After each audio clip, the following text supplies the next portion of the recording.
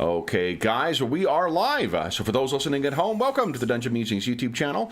My name is Kevin Madison, and I will be your friendly Dungeon Master. Actually, I'll be your friendly Game Master this evening, because today we are carrying on with our ongoing campaign playing Paizo Publishing's very cool fantasy RPG Pathfinder 2nd Edition, set in my own custom setting of the Spires of Paridar, a Coalpunk city of occult conspiracy, Dickensian class disparity, and industrial progress. And with me today are the stars of the Spires of Paridar campaign. I'll go the order I've got you guys on the screen here. Why don't you tell us who you are and who are you playing? First up, we've got Ingolf. Yeah, hi. My name is Ingolf, and I'm playing Basil Rathbone, who is an Isoki investigator. Other folks call him a red folk, ratling, whatever. But and he's quite sure he will find out what the secret behind the missing red folk is. Next up is James. I'm James. I'm playing Sally Dumer, a rather elegant and graceful sea lady who manages to slip and slide her way around the city and is a master of disguise and stealth. Very nice. Next up is Carl. Hello, I'm Carl. I'm playing Hannibal Descartes. He is a Dampier gunslinger with a clockwork arm. Right. And last but certainly not least is Darren. Hello, Darren here. I'm playing Dr. Adam Ersprung, who's a back alley doctor to the lower classes, and he's always got his trusty companion, Construct Igor, at his hands or by his shoulder. Very nice. Now, last time, guys, we had dealt with a little bit of a wrap-up of our initial adventures in Paridar over the holidays, and you guys found yourself at a bit at a loss for where to pursue those leads further. Then, fortunately, something fell in your lap for you to keep you, or at the very least, your characters' minds occupied. What happened last time, guys? Do you want me to go?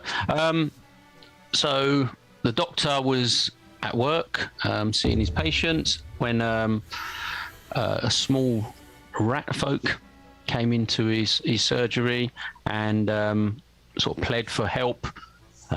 He's obviously got very low on funds, but his brother-in-law, Igit, is it Igit?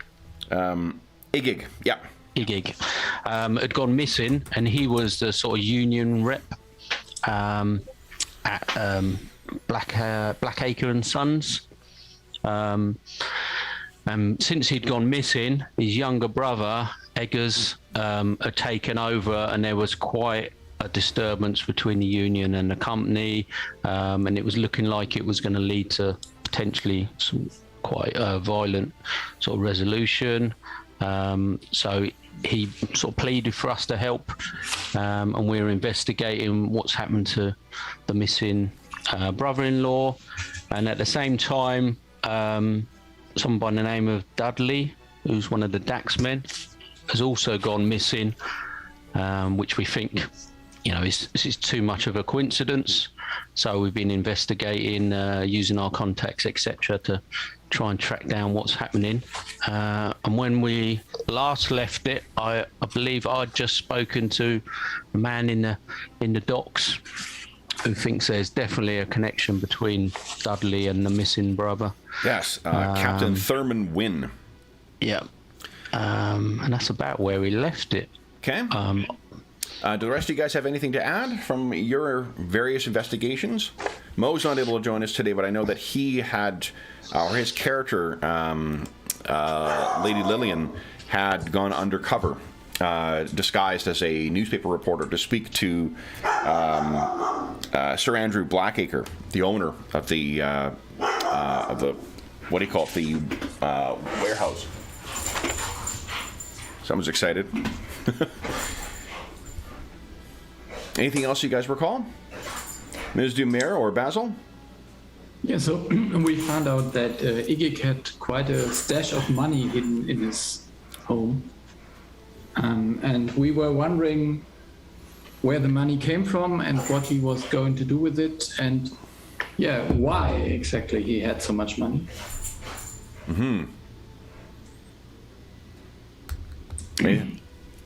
Anything else, or? Weird. Okay.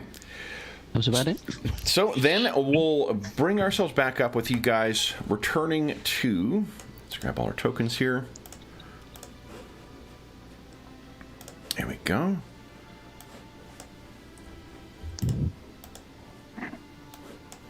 Returning back to Shadow Illuminations, the office, with what Dr. Earthsprung had found this information in the morning.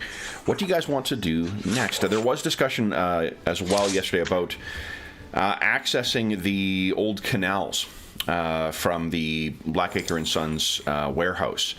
They used to, prior to automation and the creation of tramways and railways to transport goods, the canals were used to transport things to and from the warehouse. But in the past 10, 15 years, those have largely gone completely ignored. There was talk about you guys breaking in through that way, but you decided that it would be safer to not do that at night and perhaps tip off the constabulary or something like that. So, what do you guys wish to do today? Well, coming back from Firma Wynn and the Docklands, I was going to speak to Sally and see if she thinks that she might be able to investigate the canals further, because they seem to think that this Dudley could have been using it for private discussions, potentially with this missing ratling or rat folk. And I thought Sally, with her love of the water and her stealthy nature, she might be the perfect person of an evening to investigate, whilst we hang back at a distance, maybe, in case there was any evidence or issues. You're sending an attractive young woman to peril while you sit at a distance? Well, I assure you, I can cover the ground quite quickly if I need to.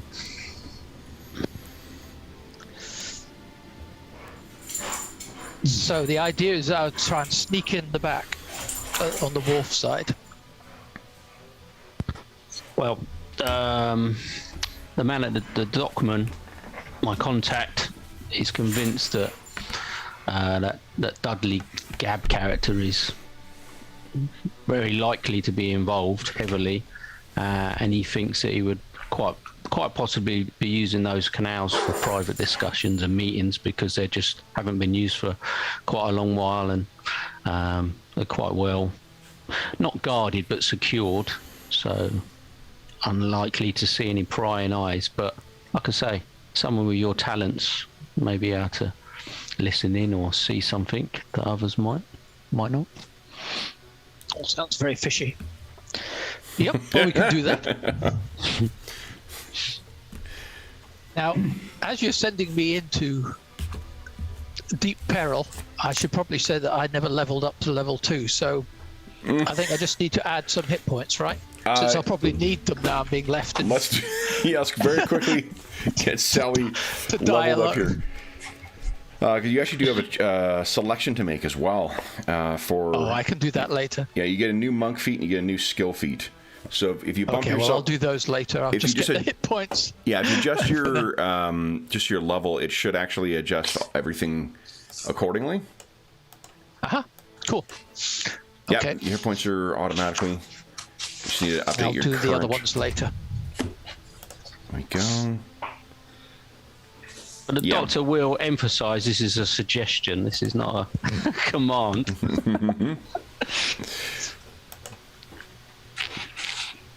We shall give this a go. Okay. Yeah. Basil and Hannibal, what do you guys think? Or is there anything you guys wish to do during the day? When was that meeting, the union meeting? Was that today? the union meeting would have been yesterday still. okay. So you guys, the difficulty you guys had was getting yourselves in. I think what you had done last time is you went and spoke to other contacts instead of going to the union meeting. So you can try and go again, but you guys will need to, find a way of blending in. Hannibal, you're the one most likely to be able to try and blend in. Okay. But do you think it's worth going to the union meeting, seeing what they have planned? We want to prevent an escalation, right? You might be able to see how far it's got. How close it is to, physical violence or whatever.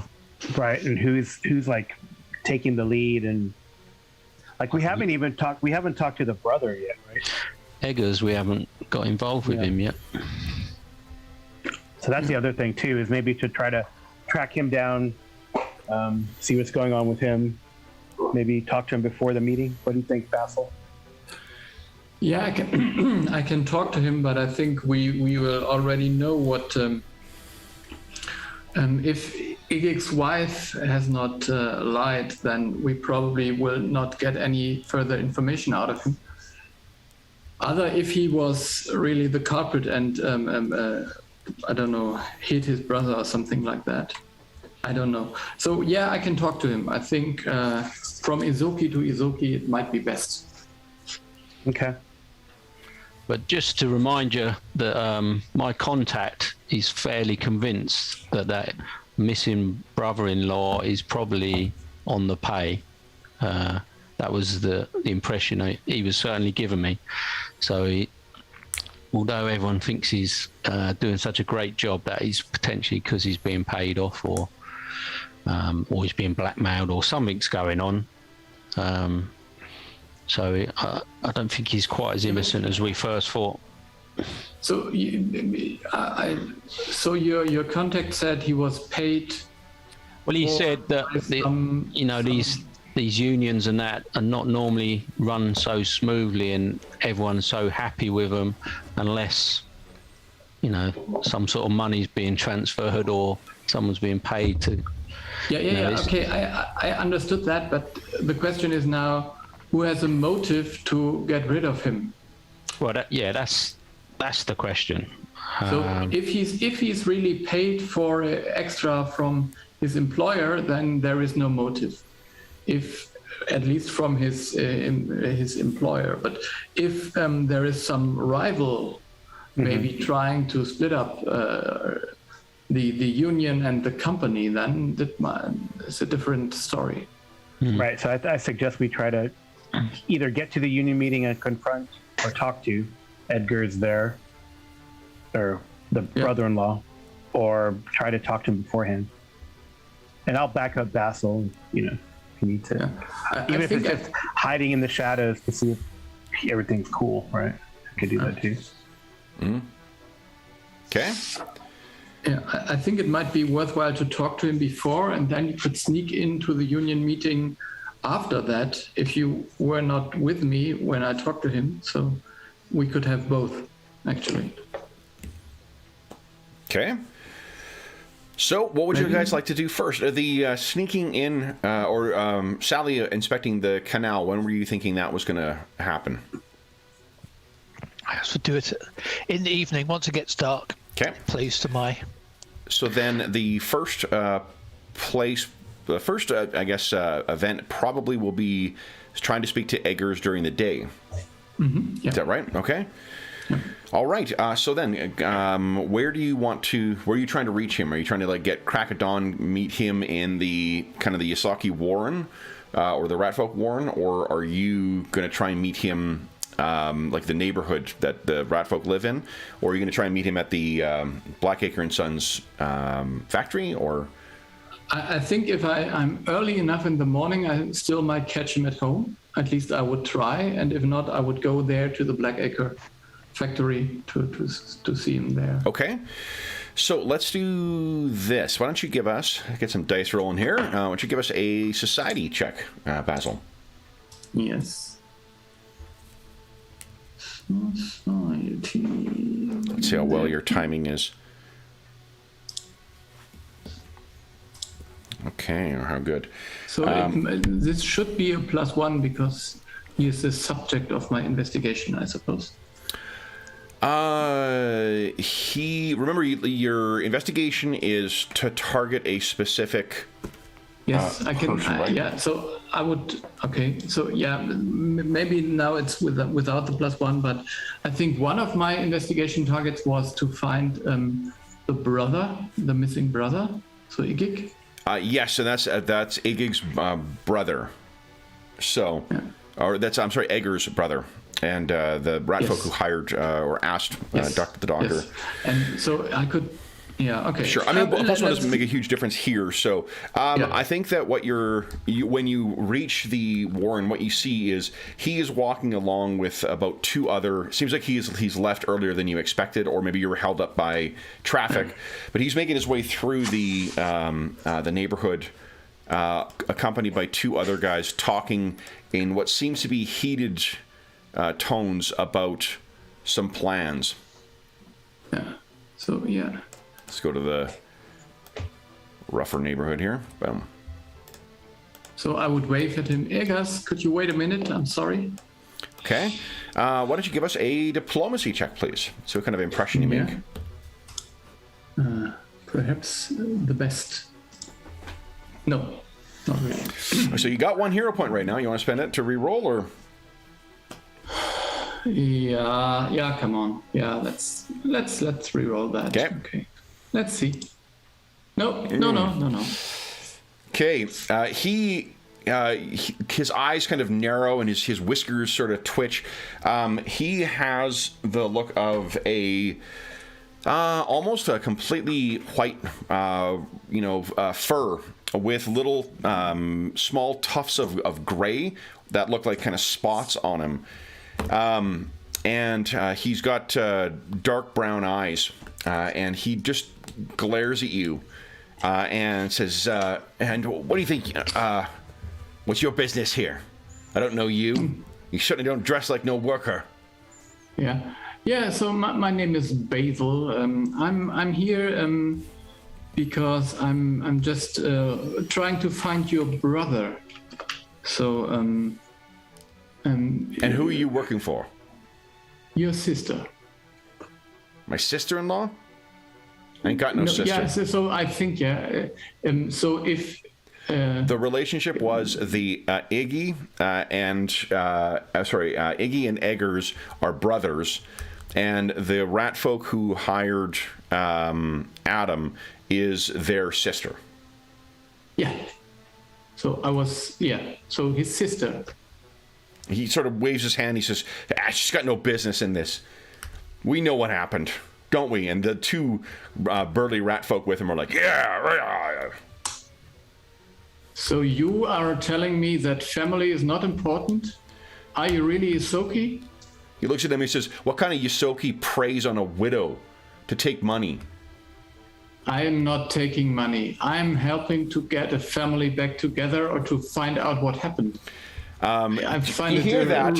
This one comes in and starts poking his nose in, trying to cause division, and he says he's worried about family.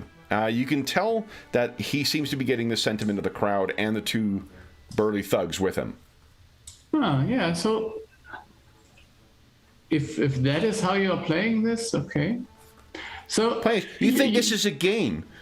Look how he's dressed. I think you are not really concerned what happened to your brother. And I think you're not really concerned with what's going on. Why don't you take your fancy shoes, that sparkling clean coat of yours, and why don't you head back, go talk to the bosses again. That's who your masters are anyway, aren't they? No, they are not, but I'm sorry. So you're not really trying to find your brother. Is that the truth? You're not really able to get across anywhere. People are starting to shout at you, and the thugs seem to be getting ready. The situation you find yourself in is not one to your advantage. Your roll was not great, so he's hostile, and he seems to have the crowd on his side. So you're trying to get a word in, but people are starting to shout at you like, yeah, go back to where you were. Go on. What would you like to So do? yeah, I'm rather puzzled about the state of Isoki society nowadays. So I thought we care about family. So if this is how we are running it, We know who okay. your family is, says some old Yasaki lady. Go back to your money. Go and talk to the bosses. Where'd you get that coat? No, Yasaki made that coat. And look at his eyeglass. You could feed a family off of that. But you got nice rings, too. Maybe we should see what he's got in his pockets. Yeah. So yeah, if that is the reaction, then I think I have to go. Okay. If anyone makes a move at him, I'll take a shot. Okay. Hannibal, give us a... oh, man, yeah. Now, you're hiding on this. You're not standing right behind him, right? Yeah. Right. Give us a stealth check. Let's just see how tricky to be to see. Fucking nat 20. No one is seeing you. So it makes sense why they'd be so aggressive, because they don't have any idea that you got backup. Can I quickly ask you guys to put your perception scores, the full bonuses, in the chat? I just don't remember what they are. So I'm sure I wrote them down at one point, but then I forgot.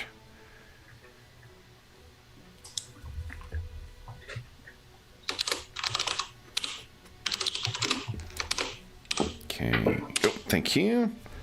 +7. +7. +6. Okay. And Damn Dumer. It'll be on the bottom right underneath the conditions. Yeah, so it's perception. Oh, that can't be right. All characters are at least trained in it, so let's see here. That may be an error on my part. Yep. Okay, hold on. Oh, because it's got a custom. I don't know what happened there. Wisdom. There you go. And what is your wisdom? Oh, your wisdom score is an 8. Yep. And then, yep. So it is a 3, not a -1, but it's not a darn sight better than what it was. All right, so +3. All right. I'm adorable, but not perceptive. Yeah. So Hannibal, Basil, what are you doing then? You got the crowd is sort of getting to the point where they may be. Yeah, no, I understand. So this is not. This is really interesting. So this is contrary to my character's assumption on how families should work. But yeah, okay, I see they have their important gang to lead. Okay, so you're still muttering, but they're all starting to shout at you, and then the first bit of cabbage hits you. No, I will go. That's not important. So I think we have a prime suspect now. I think I suggested that, but what you can see as well, Basil, because you get your investigator thing where you get like one free bit of obvious information you can see. This may not be surprising to you, but Egger is now currently wearing the shopman's shop floor pin. So the shop steward pin is now on his lapel. So he's clearly the one who's running the union within the warehouse. Hannibal, you can see as Basil is retreating, from your vantage point, you can see that Eggers leans in, whispers to one of the two burly rats that's with him. That one kind of peels off from Eggers and seems like he is trying to follow Basil. Okay, I will try to follow him. Okay. Why don't you give us a stealth check? Okay. All right. So you're fortunate that he seems to be fairly focused on Basil, but you are making your way slowly behind him. Basil, where were you heading after this? I think I would head backwards. I think there is no shame in being who we are. So I would just head back to the office. Okay. So you're making your way back to the office. You're winding your way through the streets of Paridar. And Hannibal, this guy seems to be stalking about about maybe a block or a block and a half behind him, kind of keeping a good pace. Basil stops off and grabs a paper, and the guy seems to be stalking behind him as well, just following to see where he goes. Okay. Unless you do anything to interrupt, he will follow Basil all the way back to... Would this be like, if this guy goes to this part of town, is it like not a good, like, he's in the wrong part of town if he's called out? I mean, laborers are present in most parts of town. Like, they're in the neighborhood where, say, like, the Eckhart house is, or where, like, those lawyers lived, like that part. Even servants are going to be dressed in fine clothing, so there would be, it would at least draw attention. But for where the Office of Shed Illuminations is located, it's sort of on the cusp. It's like a middle-class neighborhood. Mm-hmm. So he wouldn't necessarily be bringing out, and he's trying his best to remain hidden as well too. And he's, for as perceptive as Basil is, this guy does seem to be able to stalk behind him without Basil noticing. All right, I'm going to call him out. I'm going to get as close as possible. Yep. And say, "Lost friend." Or Turns growl, out, "Lost friend." Sure. Show. I don't know if I have teeth, but. Sharp teeth. Why don't you give us a intimidation check, please? Intimidation's not great, but we'll try. You never know. Okay. Okay, you got a hero point, too, if you want. No. Or is that, what's your roll? See what happens. That's a 12, okay. 13. Okay, so he turns around, and he just looks you up and down. No? What's your business? Oh, what's your business? It seems like you're lost. No, sir. Not lost. So I say, give me your money, and I'll let you leave. This is a mugging. You're in the wrong part of town. Okay, he looks up. Gives you kind of an up and down. And then he says, "You want my money. You better take it there, spindly one." Sure. Okay.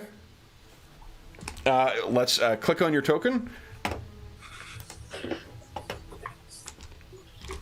And click on initiative, please. Okay. Let's see here.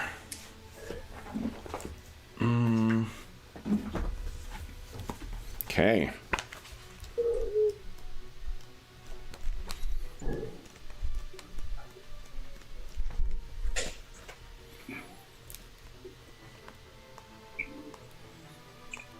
All right, just getting the stats for him.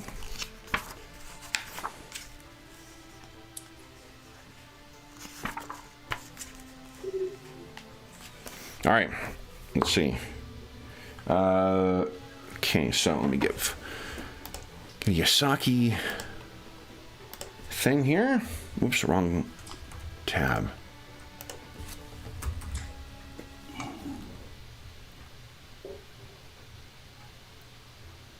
Yeah. So this is sci-fi, but this will work for today. Okay. All right, let me set up the bar here for you quickly. Here we go. There we go. Boom. All right, so he had a turn, got a +3, so it's a 16. Hannibal, you're up first. You got 3 actions. What do you want to do? Okay. I'm going to close on him because I think we're probably away from each other, right? Okay. And then I have quick draw, so I will draw and strike. Go ahead. I'm not trying to kill him. I'm going to try to subdue him. I don't know how that works. Yeah, -2 to your attack roll then if you want to do non-lethal. Yeah, and that's the intention. If he goes lethal, well, then we'll change. Okay. So is that under I'm assuming you're using your melee. Yeah, I'm using my melee, and I'll probably draw the pistol, I'll flip the pistol over and whack him with the butt of the pistol, not. Okay, so it'll do obviously different damage then, and it's Okay, but go ahead and make your attack roll. Rapier. Yep. Do I have an option to put? I don't think you do on these character sheets. No, we just have to adjust it manually. That's still a hit. So you hit him across the face. That's 2 actions. You have a third? Yeah, I will hit him with the butt of my pistol. Okay. Now the. Or I could just strike him. I guess I could strike him again with the. Yeah, it makes no difference. I mean, yeah. Let's do that. The rapier is Oh, it's not agile, so it's not. You take -5 for your second attack, but go right ahead. Okay. Yeah, number 2. That's a miss. Okay, so that one unfortunately misses. Okay. On his turn, he is going to try and shove you to knock you down. Okay. So that is. What is your fortitude? My fortitude is I have a 66, or I don't know if it says. What's the bonus? +6. +6. Okay, so 16 then. One of the things that the game codifies is just like that there are target numbers for skills and for saves and whatnot. Yeah. No. So it's just and AC 19 if we need that too. No, it's actually it targets your. I think it's your fortitude instead. Is what it's just an athletics skill use to shove.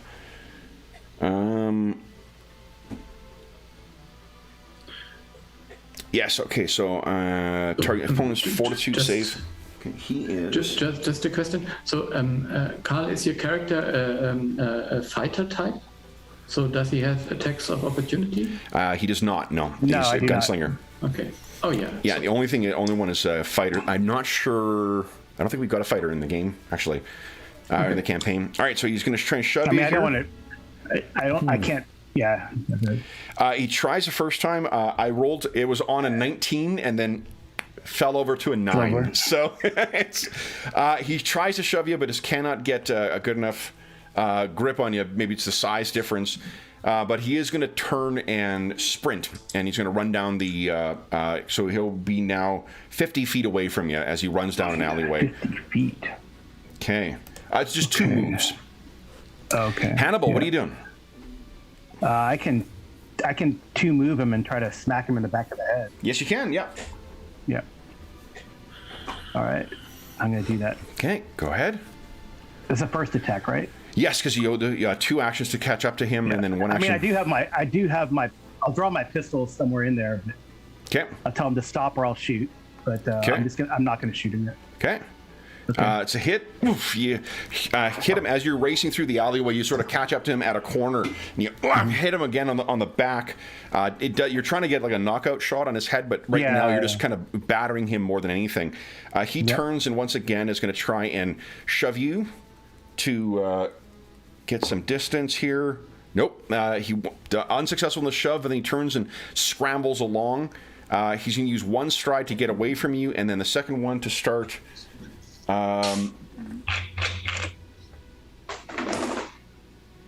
He's gonna start shimmying up to get to shimmying up like a drain spout or something like that to get up to the second floor. Ooh.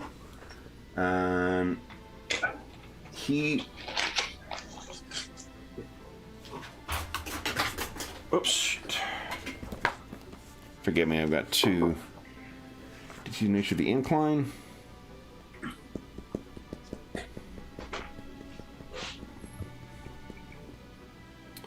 Okay.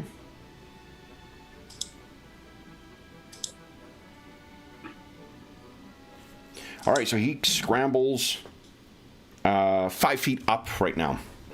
He's scrambling up to get up in the air. Then your turn. Would that be acrobatics to shimmy up or athletics? Kind of parkour? Oh, No. not acrobatics. No, athletics is acrobatics is more useful for going in the opposite direction, going down. Okay. So what do you think? You got 3 actions. All right. Well, if only went 5 feet. He's only 5 feet out. You need 1 move to get over to where he is, and then he's 5 feet up. And then okay. What are you doing? I'm going to tell him to.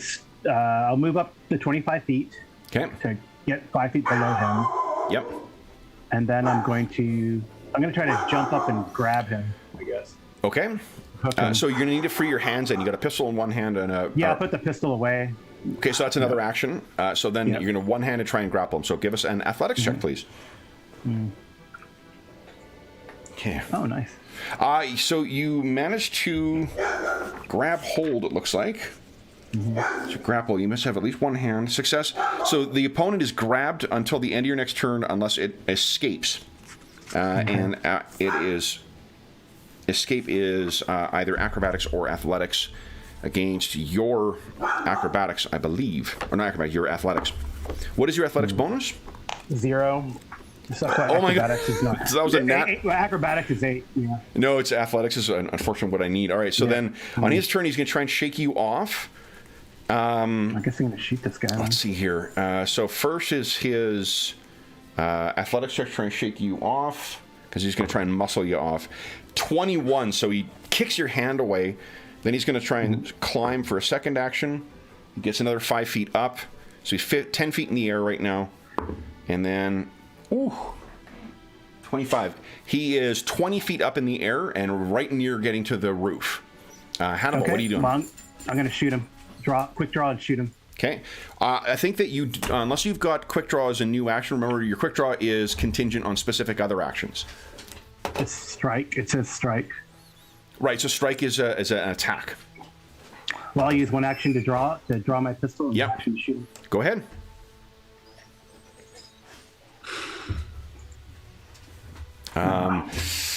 That's a miss. You got 1 hero point right now, it looks like.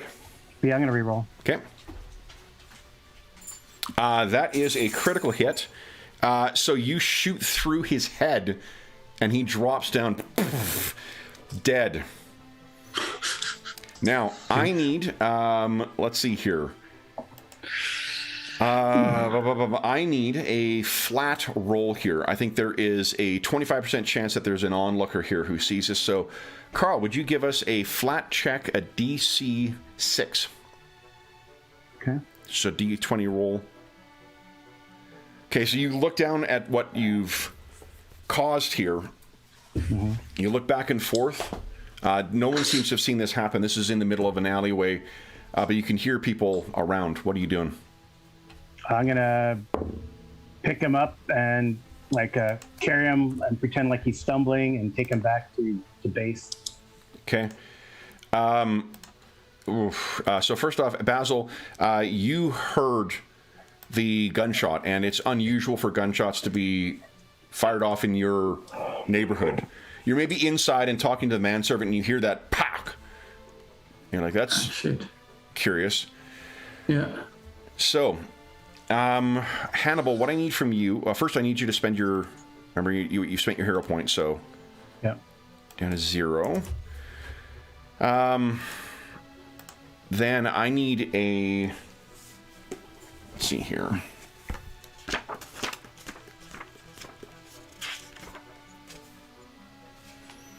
I'm gonna need a thievery check from you to try and disguise this body. With critical hit, you've shot his head. Jesus, that's a 1. Oh well. You're in the midst of trying to get this body ready when someone comes around the corner. Okay. And was it a policeman? Oh. It's a nat 1. Well, I guess. Okay, well, I guess I'm going to shoot him too. Okay, let's just pause for a moment here. I mean, there's no choice, right? You got me in a alley in a corner. Carl, unless your character is intending on just murdering his way across the city and then having a manhunt for him. I tried to capture this guy and I accidentally killed him. So. But now I got the cops on me, so. Well, okay, so if I can try to talk my way out of it, but we'll see. Well, you could also just run. Nah. Okay. So then, give me a moment here.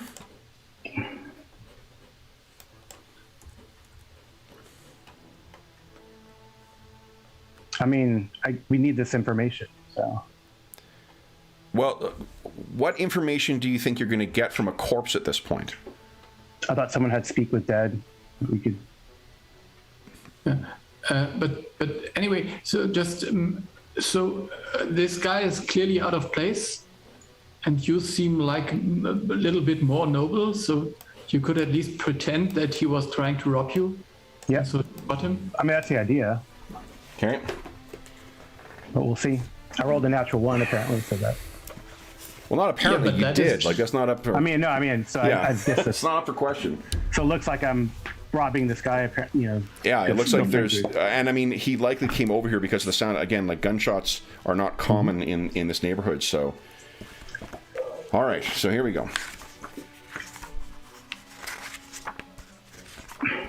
Where are we here?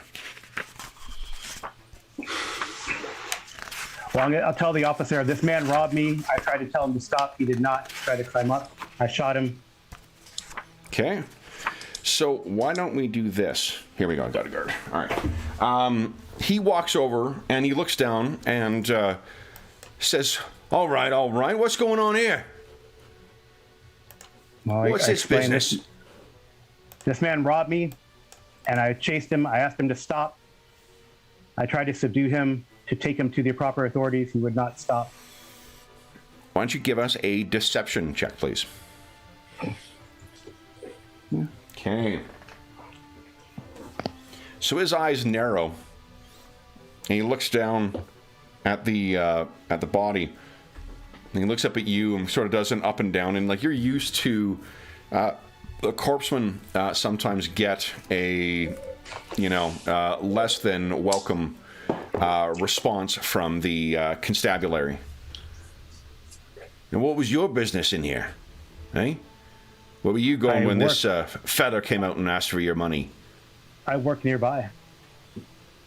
And I guess I tell him who I work for. Okay.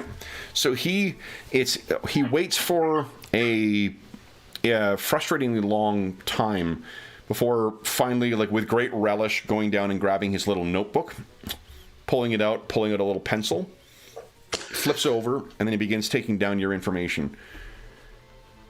Okay. Basil, if you go in and looking for this, why don't you give us a perception check?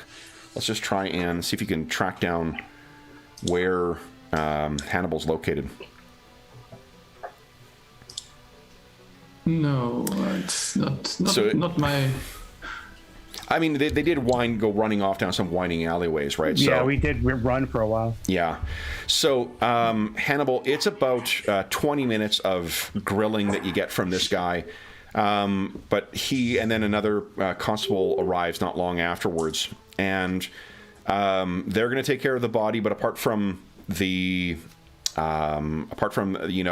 taking down your information, do you give him your accurate information or do you lie? I don't know why. I feel like I was defending myself, so I'm going to stick with that. And, Okay. I'll give him my information. All right. So you give me the information, and then he takes it and he lets you go. He's not letting you leave with the body. That's going back to be buried in the potter's field. But Can I get my stuff from? You came upon me when I was trying to get my coin back. Well, he looks down and he looks over the body. There's only paltry change in the thing, or in his coin purse. He dumps it out into his hand and kind of looks at it, looks at you. Is this yours then? How much is it? It's like maybe 2 copper. Oh, I guess this rat dumped it off somewhere. I was going to say you should find a new line Life of is work. cheap. This is what puts the money back in the coin purse, just lets it drop onto the he keeps the coppers, he drops the coin purse down and then tosses it to you for your troubles, sir. Okay. He shakes his hat, good day, and then he goes back to the business of talking to the other guy to dispose of this body. All right, well, I'm going to leave. So Hannibal, as you walk out, I think, Basil, you see Hannibal making his way down the street towards Shadow Eliminations. And the look on his face, I think, is... it seems that, you were likely not wrong to suspect that the gunshot somehow involved your bodyguard. Okay. So, Hannibal, what was going on out there? There is a guy trailing you, probably wishing to do you harm. I stopped him. He confronted me. We fought. He died. Give us a deception check. And a perception check from you, please, Basil. Okay. Sounds reasonable to you. Oh yeah. So then, well, thank you very much. Yeah, I had the impression that those. I'm not sure. I tried to spare his life, but it just didn't work out. Yeah. So sometimes people die in the war. Yeah, I think Aegis is really up to no good. So if he sends Sucks after me, so. Yep. So yeah, thanks again for saving my life. No problem. Okay, so we are an hour in, guys. Everyone gets a hero point. Now, next thing is either going to be Ms. Dumer and Dr. Ursprung's investigations in the evening, or it will be the union meeting. Now, having how things went with Eggers and the person tailing Basil, does that change your plans whatsoever with respect to the what do you call it? The union meeting? I think we should stay away from the union meeting, or at least a good idea. Stay away, and I should stay away, so none of us could go there. I mean, Dr. Ursprung could, because he's like, yeah, he could, yeah. Right, he tends a lot of their families and yeah. If the others are all right with it, I'd quite like to sort of attend and just like stand right on the back of the room, in the. Yeah, we should lay low, because this guy's gonna come up missing, clearly. Okay. Anything noteworthy about the bag, or just a standard bag? You weren't given the bag, you were given the coins. Oh, okay. The coins are just copper pennies. So, Okay. What do you guys wish to do next then? Yeah, I think the others should just do their stuff, so. I mean, the doctor is happy to at least stand on the outskirts of the meeting, like I say, just stand in the back of the room in the shadows. I mean, he'll still be seen, obviously, but just as a concerned sort of member of the population, really, because obviously he sees a lot of the aftermath of all these sort of disturbances and issues. Okay. Anyone else accompanying Dr. Ursprung? Whether I can appreciate you guys aren't going into the meetings, but is anyone else trying to, lurk nearby in the event of trouble, or? Yeah, I think we should. I should. Yeah, maybe a few blocks away. Enough. Yeah. Okay. Down the street, if you're not going in. And Hannibal definitely trying to lay low, hide if he needs to. All right. So the union meeting, I think, is going to be at a. Oh, no, not that neighborhood. That is too nice. It'll be right over here. So at a nearby pub, I think I can spot Ms. Dumer on the roof there.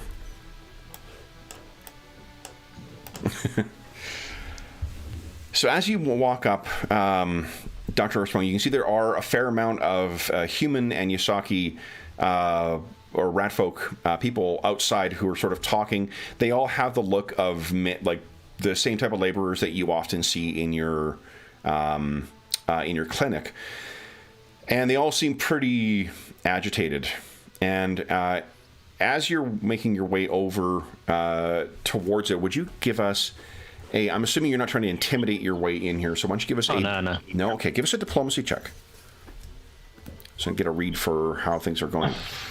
It's okay. You want to try with the hero point, or stick with 16?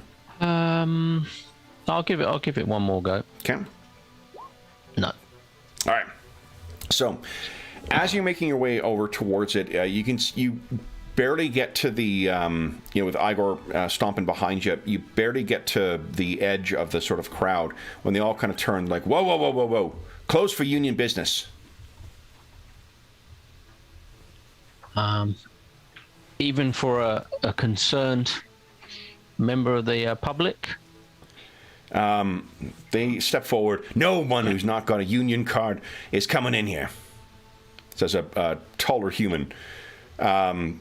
The crowd sort of all kind of talks. They all seem to be, just basically echoing the same thing. No more union people. No more. Blah, blah, blah, blah. They seem. You don't need to make a perception roll for it, but this seems like on the verge of, not a riot, but like a war. They're really looking for an excuse to really, go to town on things. Okay, I will just go to the distance that they stop pushing me away, basically. Okay.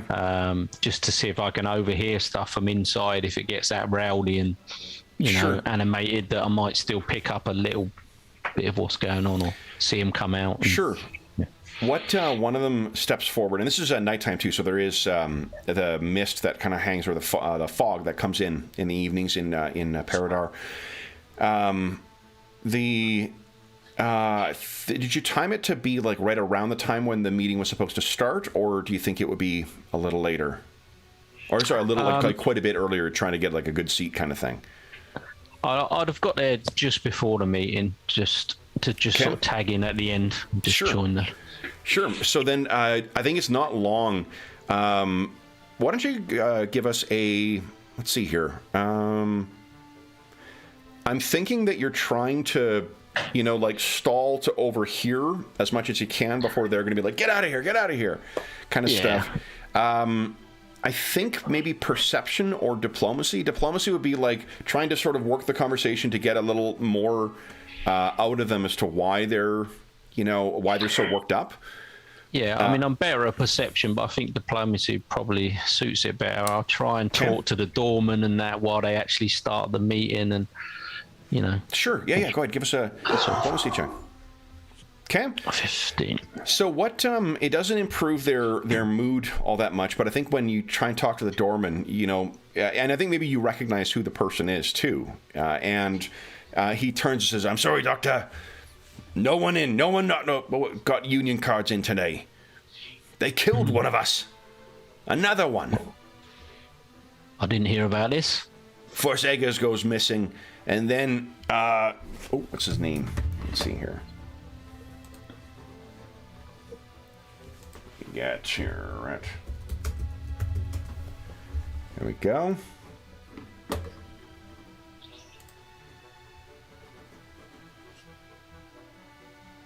Then Vicken goes missing. Is that a name I've heard of, or is there any chance I can pull on any resources? Not. No. Okay. Basil might have an idea. Why don't you just give us a society check? It's going to be a difficult target number, but Okay. It's a name Even that you surname, recognize. Sort of. Yeah, I mean, it's someone else. I think. Well, you weren't there when Basil went in, but it's definitely it's another one of those names. Have you guys reviewed any kind of union logs or anything like that yet? I don't think so, right? Like, there's no union roster or membership, Don't role. think so. Okay, so yeah, I think that if you came across the name again in any other context, you would definitely remember it. But it's not a name that means anything to you. It's not someone, it's not one of the important players, I guess, as it were, that you've heard about so far. Yeah. No, it was only in case I could just say, "Oh yeah, I knew his brother well," or just something to just. I mean, you could lie. Tiny little. You could try and lie with deception if you like.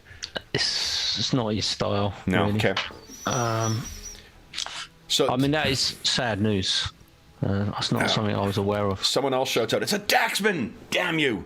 Blackacres hired the Daxman! They're killing us now!" Yeah. I'll say I did hear of one Daxman that could have been involved. Good. What? Wait, one? What do you mean by that?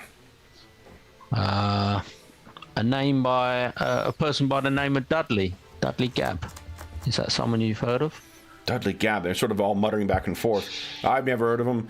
And someone else shouts out, "Only good Daxman's a dead Daxman." And then it was, "Yeah!" Bring them on! We'll kill them all! Ah!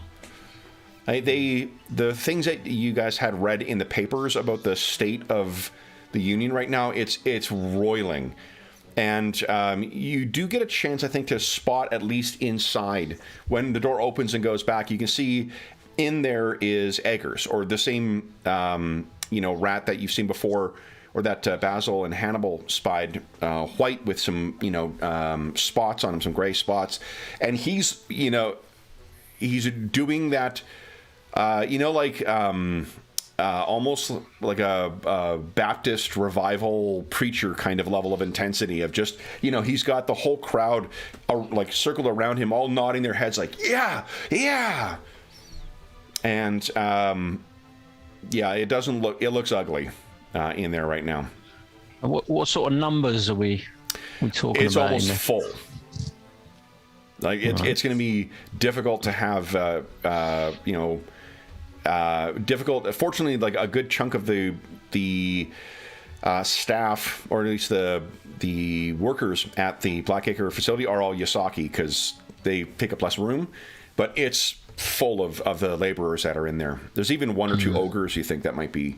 They often work when a company hasn't progressed to be using the more modern, brass and steam-driven apparatus for lifting, the cargo loaders. Then still will make use of, ogres or other big burly types. Do I see much in the way of weapons on these people? Good question. Why don't you give us a perception check here? Okay. I think you'll know one. There are some knives, and you think you see from the guard, he's got a Colt pistol under his, he probably wouldn't have that because it'd be more expensive. It's like a pistol. As he pushes the door open, lets someone in, there's a pistol under his, in kind of like a crudely made sort of shoulder harness. Well, working out, I'm probably not going to learn much more. And I'm going to go and meet Sally. I was saying, I'll just say, hopefully this doesn't escalate anymore, and I have to administer any treatment on any of you. And I sort of just a solemn face, and I think the one who you do know, the doorman, he kind of gives you a bit of a. It's not a like remorseful look because he's not sorry, but it's sort of the I wish things were different kind of expression. And then he lets the next person in, pushes someone else out of the way. No, Matthew, you're not welcome here. And I think the person he pushes away is a drunkard. You lost your things, and the other union members sort of push him around a bit, and then he sort of staggers away, and he turns and yells back at them, "It's not fair! It's not fair!" And then staggers off, and you don't need to make a medicine check to see that he is well and truly medicated at this point. He wobbles away. It was better under Iggy! Better under Iggy! Get out of here! They're starting to throw bottles at him, smash, and he staggers off. Okay. I'll leave as well. Can I try and walk by the side of the drunkard as he walks off? Very easily. Yeah. And I'll sort of start to help him along so they don't seem suspicious that I'm talking that's to him or very anything. kind, sir. Very kind of. You've got a face on you, sir. Yeah, you're not the first, and you won't be the last to say it. No. It's I enough heard you talking about Igad. Enough of a visage to drive one to drink. I think you're well on your way. And he turns and leans on Igor. It's just not right. I was a union member for years, and now I'm gone. Is there many new members recently? Oh, it's a unionized workplace. Ease us in, or you're finding your jobs elsewhere. Iggy would have never left. let this happen. He knew it just needs times to dry us out. And then I could go back. But Eggers, he's all business, that one. You wouldn't know what happened to Igid, would you? Wouldn't know what happened to Igig. No. What happened to Igig? You know. Oh no, that's the mystery that we're all trying to solve. Oh. Well, I knows he was trying to... Sees I... Igig. He was a good one. He was a real good one. And I know he does what's best for all of us. He understood if I needed to go off a bit, I needed to catch my breath. And I think he knew how to work with management, if you follow my meaning. He certainly seemed to get on well. I did. This is the kind of thing you can't do in front of everyone. You got to do it secret like. Now he went down. I knew. Iggy didn't know. But I had my special place where I could go and have a drink, and I'd always see him down by those canals, you see. He'd go out and meet with them. No sense in telling any of the others. They only knows fighting and shouting. He knows strategy. He does. Another big swig of his glass or his bottle. He'd go down there. Easy once, twice a week. He had things under control, you see. Always under control. I'm sure he was paid well for it. What? You think he was on the take? Well, I've never known a leader of the union to be so liked. Wow, he was a good one. You could say he was the good egg, and Eggers is the bad one. Oh, well, I miss him though. Well, You know- hopefully we'll find him. I told that Eggers there was someone skulking around on the roofs down near there. And when he found out what I was doing down near the canals, that's when he cut my union card. So you've been thrown out. Doubly thrown out, no part of what's going on now. And without Iggy, without me, things are going to pot. Have you got any friends still in the union? Friends. You think I'd be standing out here and knocking? He gestures over towards the pub. In there, if I got any friends left, Iggy was the only friend I needed. He was such a good one. He was such a good one. And you can see he's like a drunk. His mood is suddenly seeming to shift to the maudlin. Anything else you wish to ask of him? No, I mean, I'll help him for a bit further. Okay. Friend, you wouldn't have a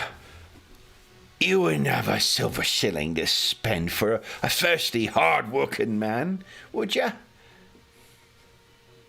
I do feel that you may have drunk a little bit too much already. What else I got now? My wife's thrown me out. I've got no job. Something's got to keep this chill away from me, don't it?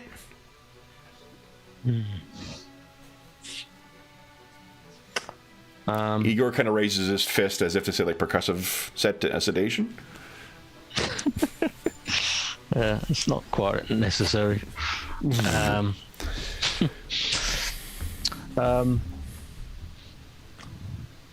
I'll just tell him to.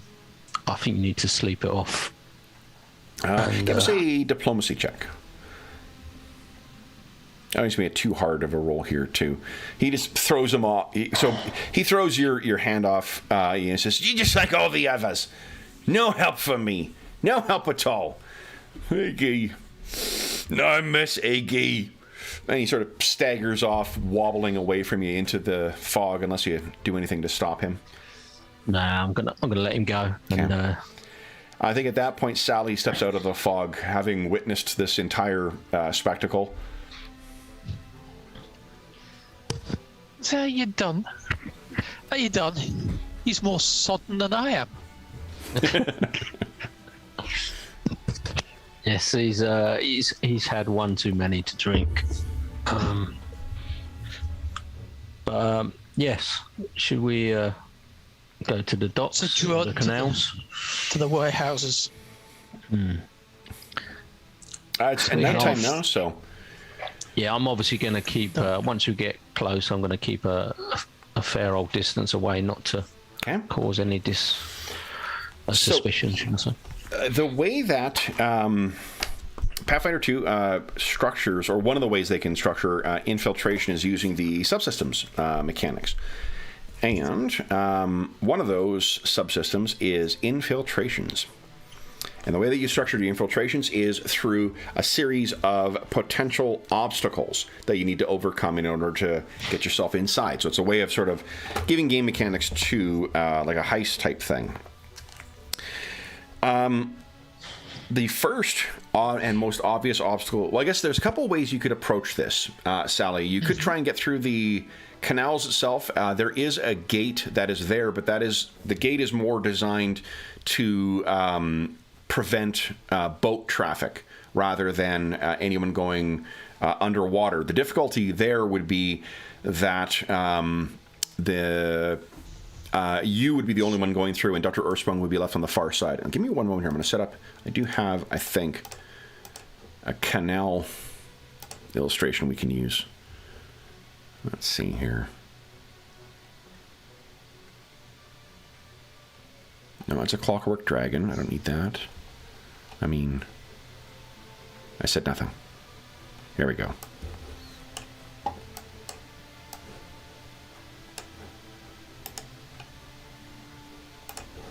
All right, guys, let's head over here. So,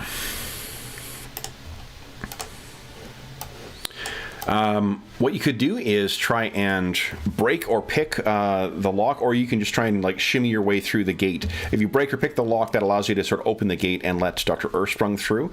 You could also go over land to try and get into the sort of canal access part of the thing, the warehouse, in which case you would be trying to access, you have to scale a fence of some kind before getting in. And then there's likely going to be guards on duty as well. That'll be the second obstacle. Once those are done, unless something else is going on, then that should be everything.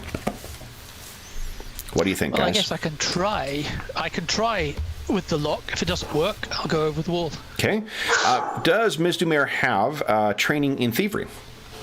I've got a 4. Is there a T in it? There is a... Ooh, no. Okay, so then that you are not trained, which means you cannot make use of thieves' tools that way. You could try and physically break it, if you like, which would be... No, well, in that case, I think over the wall is the way to go. Okay. Because that I can do. And Dr. Ersprung, are you thinking of following along here, too, or are you hanging at a distance? I'm going to be quite some distance, so okay. I'll make sure that we come up with some sort of signal. I don't know if you've got anything that you could send me as a signal if you're in trouble. There'll be a scream and a thunder of feet coming in your direction. All right, yeah. I will feel that. I'll give you my coat pistol because it's not likely to be much use once it's been in the canal. Okay. All right, then, Ms. Dumer, would you kindly give us a athletics check, please? Scramble over this thing. That was not great. I think that's calling for a hero. Okay, point so to go that. right ahead. You will be able to get over it one way or the other. It's just you may scratch yourself up a bit. So go ahead, give us a reroll. Nat 20. So you see Ms. Dumer get up to this fence and, like, in a spring and, almost like a cat making her way over, just almost without touching the wall, and lands on the far side. Now it will just simply be a matter of avoiding the one guard that is here. This is not going to be a hard activity because of the amount of shadows and like old boxes and whatnot that you can hide behind. But why don't you give us a stealth check, please, Ms. Dumer? So a little bit of sliding around the walls. That one. You want to spend a hero point? Yeah, funnily enough. There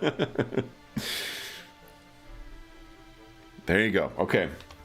So, as you land on the far side, this area is only about like a half block long, or half city block long. There are crates that are under tarps that look like they've been there for quite some time. Likely things that were maybe like old bits of machinery or things that were used in earlier parts of the production, or perhaps just for loading canal ships that just have not been used any longer. There's a lot of detritus and leaves and whatnot that have blown into the yard here. You can see that there likely are places, if you're that gentleman who you met, or Dr. Ersprung met outside of the pub, you may find his place with a bunch of broken bottles, where he was making his way through his day, or pickling his way through his day. And there is a big crane apparatus that is still in place, but doesn't seem like it's seen much use, that would have been loading and unloading things from the boats coming up and down from the canal. It is otherwise completely unoccupied.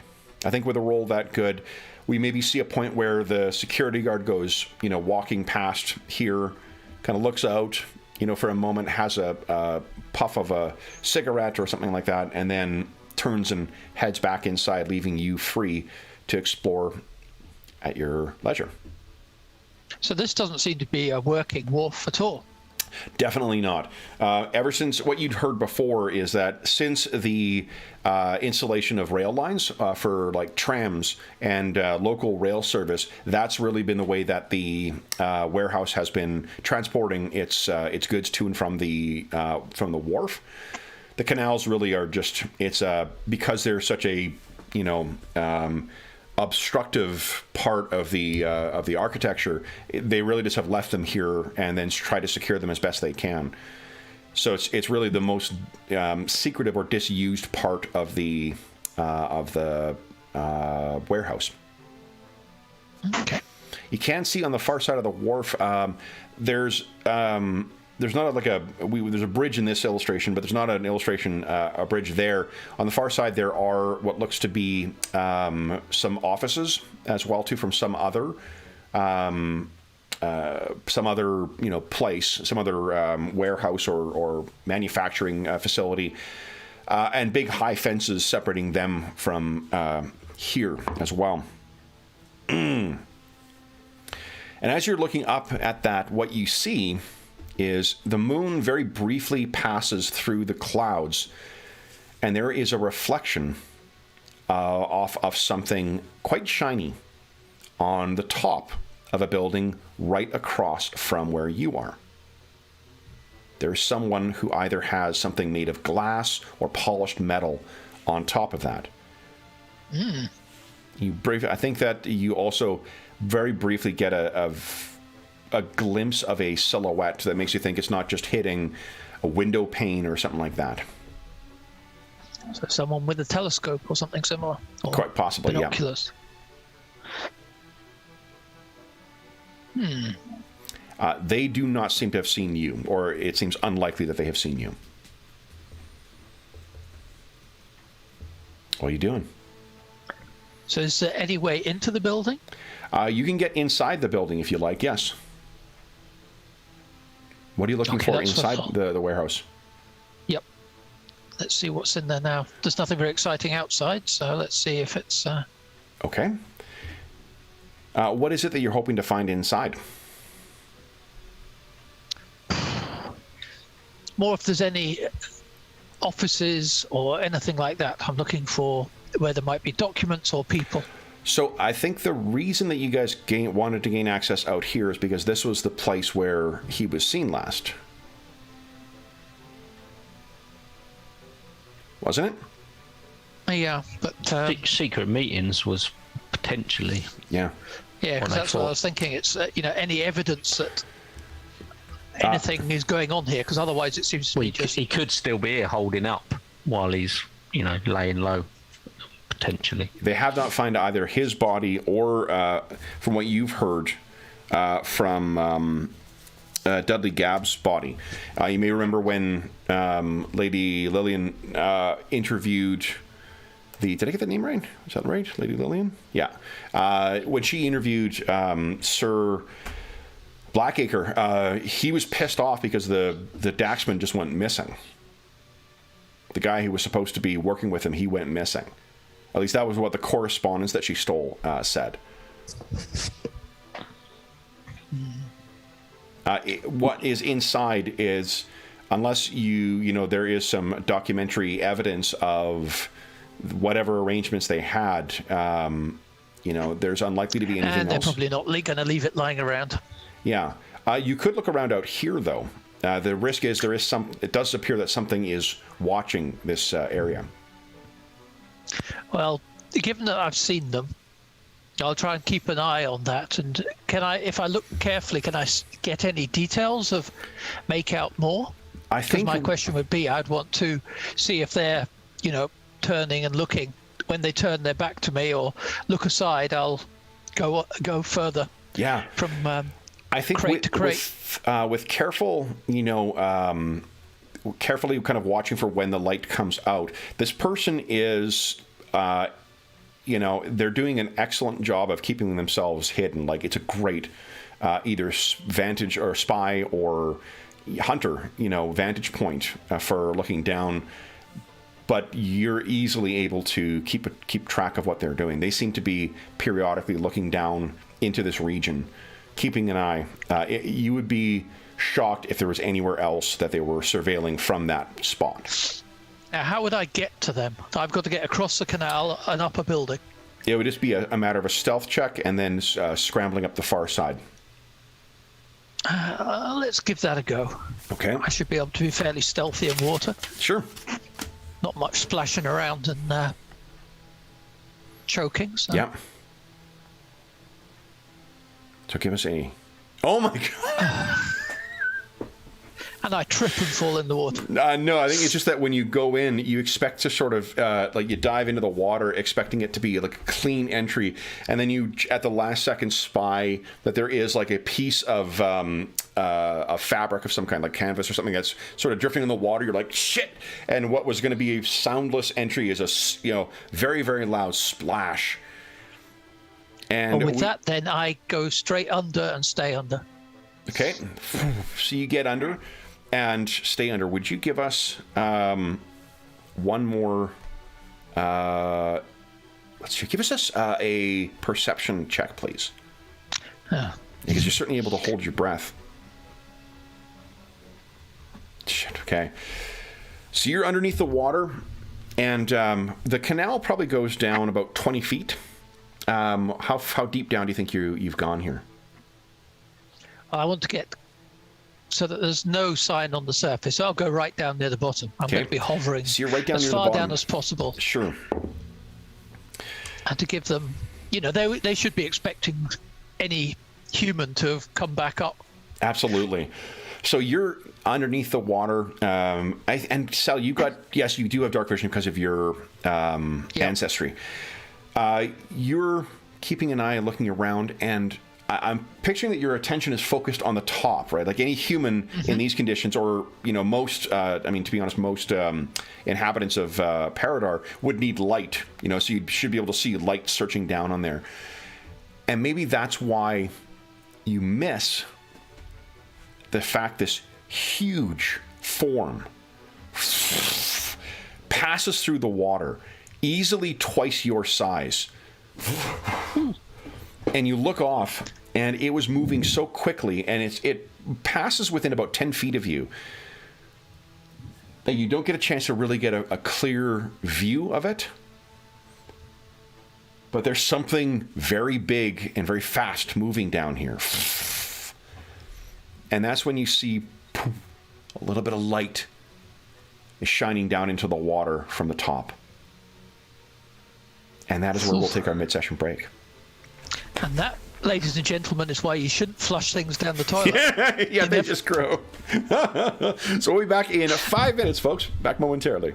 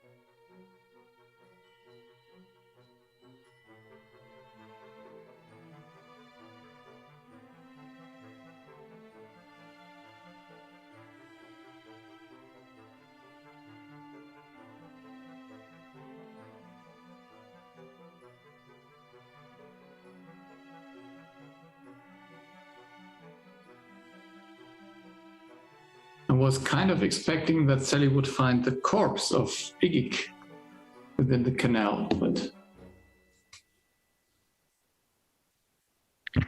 Instead, like a submarine or something. Sounds more like I'm going to find something that makes corpses. yeah. And so I think the corpse could be on the other foot.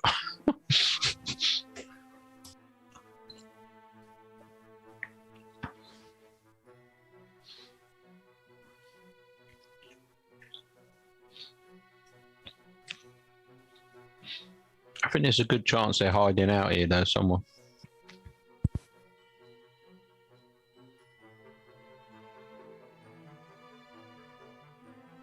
Yeah, but why exactly? So Yeah, that's the bit that doesn't quite add up. Someone wants the trouble. All right. Sorry, somebody was too busy yelling at kids outside. She didn't want to come back in. All right, come on. Come on. We're having a Chinook here again, so it's like 7 degrees or 8 degrees Celsius. Awesome. For this time of year for us. Alrighty. So then, Ms. Dumer, we left you in the water with something large moving past and a... There we go. A light coming down from atop you. You're looking around in the blackness of this canal and you cannot see anything moving one way or the other, although it does appear something is flashing lights down. And what I think I'll do is I'll head along the canal in the opposite direction to the large thing. Okay. And away from the lights. Okay. With the aim of coming back out, not immediately underneath whoever's got the light. Okay. Why don't you give us a stealth check, please? Natural one again. There you go. All right, so you easily, push yourself off and you splish down a little bit on the water and you come up on the surface. And what you can see is that at the top of the canal, there is someone who's holding some kind of either like alchemical torch or like torch in the like British flashlight sense, not like a flaming stick. And let me show you what this person looks like, because this is a bit unusual. Let's see. Did you get it? Where is he?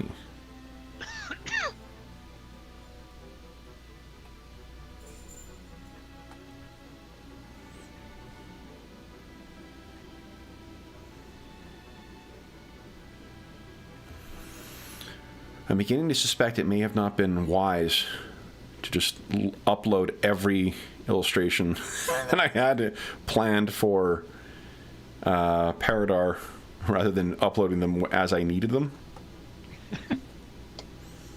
For those planning their own campaigns, take that as a cautionary tale. Let's see. Where is he? Ah, found it.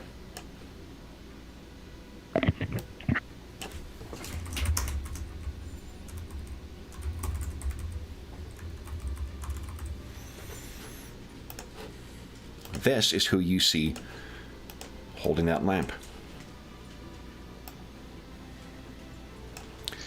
He has scraps of armor on. He has a sword at his waist. And he has a... Hi. Excuse me. Well, that doesn't look like a Daxman. Most definitely not. Why don't you give us a society check? See if you can recognize... Come on.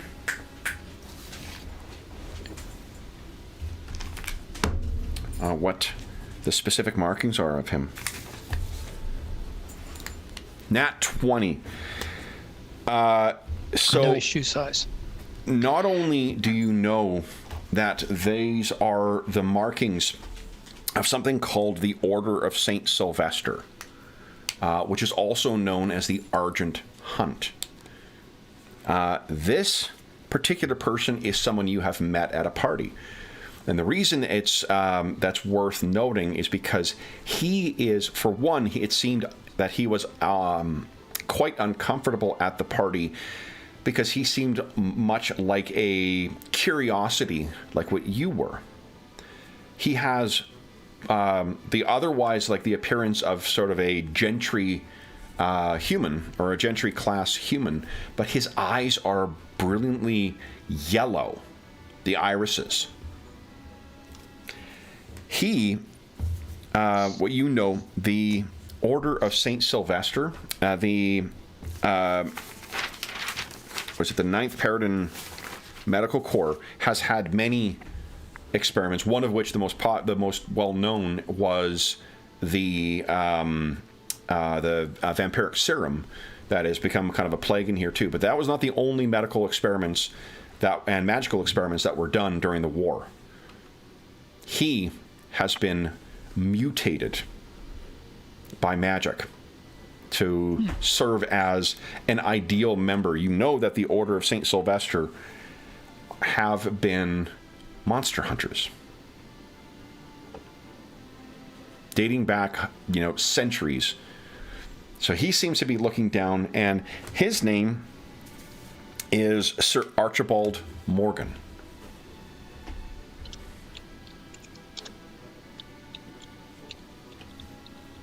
And if that name sounds familiar... No, yes, it does. Lady Lillian had mentioned him as someone who was investigating what happened to the doctor who had been hired to work on the Harpy.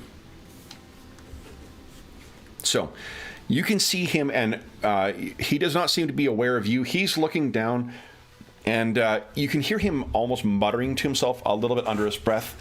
"Where are you, you bugger? Come on up. Take the bait. Come on."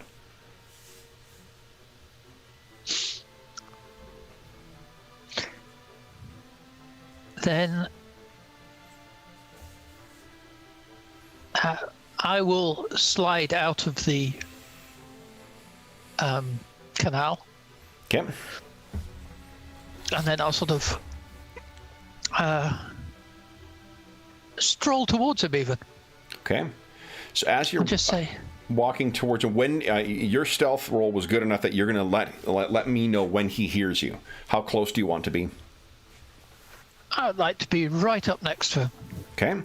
So you are And right then up I'll next to just him. say, "Sir Archibald, delightful to meet you." I'm going to make a will save to see if he drops his torch. He doesn't drop the torch, but it's at least not in the canal. He turns, and his hand, very quickly, the kind of practiced, maneuver, goes right to his sword, and then he sees you and manages to compose himself, and he, "Mr. Mayor?" It's a remarkable time to go fishing in the canals, Sir Archibald. Are you here? And he sort of staggers, and you hear a slosh of water beneath you. And before you really get a chance to do anything, he turns and looks back, and the sword is out, and he's looking down at it. And his light is going. He says, "Mr. Mayor, this may not be a safe place for you, I fear." So what is it you hunt? That I would very much like to know. But, and you hear sloshing, and the water sort of stills afterwards. And he looks over, he says, "Madame du Maire, were you down there?" Well, just as many people like to take an evening walk, I like to take an evening swim. He seems to accept that as indeed. My dear Miss du Maire, you really could have picked a safer venue with which to take your nocturnal paddlings. Please. I have to say I was a bit surprised in that. I didn't realize such creatures lived in the canal. Do you know what it is? Such creature. Did you see it? I saw something large and fast. And that's when I decided it was better to be on land. For once. A prudent... Madam, if you are here, perhaps we should adjourn. And you can hear there's talking on the far side of the far side of the canal. It looks like the guard may be making his rounds. "Hey, who's over there?" This is Madame du Maire. Perhaps we could continue this conversation in a more civilized capacity. That sounds delightful. Good. Let's lead the way. He deactivates his torch, and you can see the gleam. There's almost like a little bit of a sheen to his yellow eyes. But while his eyes may seem unnatural, his manners are precision, crisp. Gestures, "After you, madam." And where do you lead him? Are you leading him to meet up with Dr. Ursprung again? Yes, why not? It's just, a friend of mine was just around the corner, but then let's adjourn to a cafe. Okay. And I'm picturing that you guys reach the gate or the fence for this, and he gestures towards you. "After you, lady, madam." And you leap up and scramble over And then he gets up there and not quite as well as you, but still with, a great deal of vigor, throws himself over, and you guys are able to avoid any further entanglements with any guards or constabulary. Once you meet up with Dr. Ursprung, he looks over and he places his hand out to you, Dr. Ursprung. Well met, sir. I am Sir Andrew. No, I'm not. Archibald Morgan. Yeah, shake his hand. Dr. Adam Ursprung. Dr. Adam Ursprung. The physician from the... And he sort of lets it sort of trail off. Yes, from the poor districts. Indeed. I've heard of your endeavors, sir, and I salute you for such a noble endeavor, for a noble way of serving the downtrodden. Now, Ms. Dumer, is there a venue? I've heard that you have of late been running in inquisitive circles. I certainly, I have indeed. Is this everyone? Is that the capacity that brings you here today? In part, but as I told you, I sometimes just need to get in the water. I'm sure you Indeed. appreciate I'm not your average Paridar citizen. I would say a unique gem, madam. Indeed. Charming as ever. So would you prefer to adjourn to our offices or somewhere more public, a cafe or... If this is indeed not simply part of your nocturnal paddlings, as it were, then perhaps a pooling of resources may be in order here. Perfect. To the benefit of each. Dr. Ursprung, I take it that this is of interest to you as well? Indeed. Yes. We search for some missing people. Would one of those persons perhaps be someone in the employ of the Paridar Detective Agency?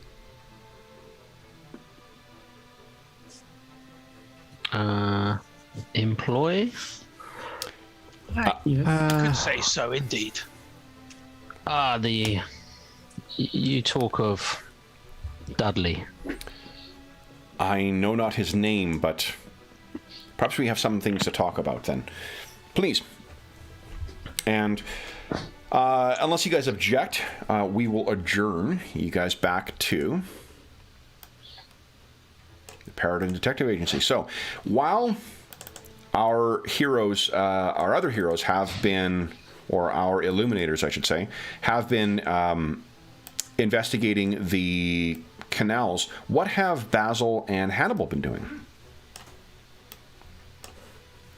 I think now that I'm suspecting that Eggers is behind all of that, I would try to get a list of all the relevant people in the union. I think that Okay. I should investigate, or maybe I have already lists and just need to figure out who is important or not. Why don't you give us... I think you don't have one yet, because there would have been specific ways, but what you could have done is spent the rest of the afternoon and evening doing a gather information check. So, and this is... You will be able to apply your investigation bonus here. I think that would be society, unless you've got some other, like lore or something like that might apply. No, society is fine. Okay. This is, and then Nice. 26. Excellent. So yes, you're able to get your hands on a current list of the various union members. And if you compare that to the name that you had there, Vicken. Mm-hmm. Vicken is a union member. And he's probably the guy that Hannibal shot. Okay. Quite possibly, yeah. Hannibal, what about you? What would you like to spend your afternoon and evening? What would you have been doing while Sally and Dr. Ursprung were investigating things at the... Yeah, I guess we went to the Union place, stayed our distance, and then they left. he probably went back. I probably would have gone back to the offices. Okay. So Basil, there's a package delivered for you through one of your contacts that has the union information in it, and it's what time of night do you think it is, guys, Sally and Dr. Earthsprung, when you would return? Are we talking like well past midnight here, or are we talking before that? Well, when would sundown be, roughly? Sundown in the wintertime is probably like 4:30, 5 o'clock in the afternoon. So I guess we're back by 10? 10? Absolutely. So, Went long in the water. Hannibal, you're, adjusting your mechanical arm sitting on the chaise lounge. Basil, you're at the desk going through the list of union members when you hear a knock at the door. Doop, doop, doop, doop.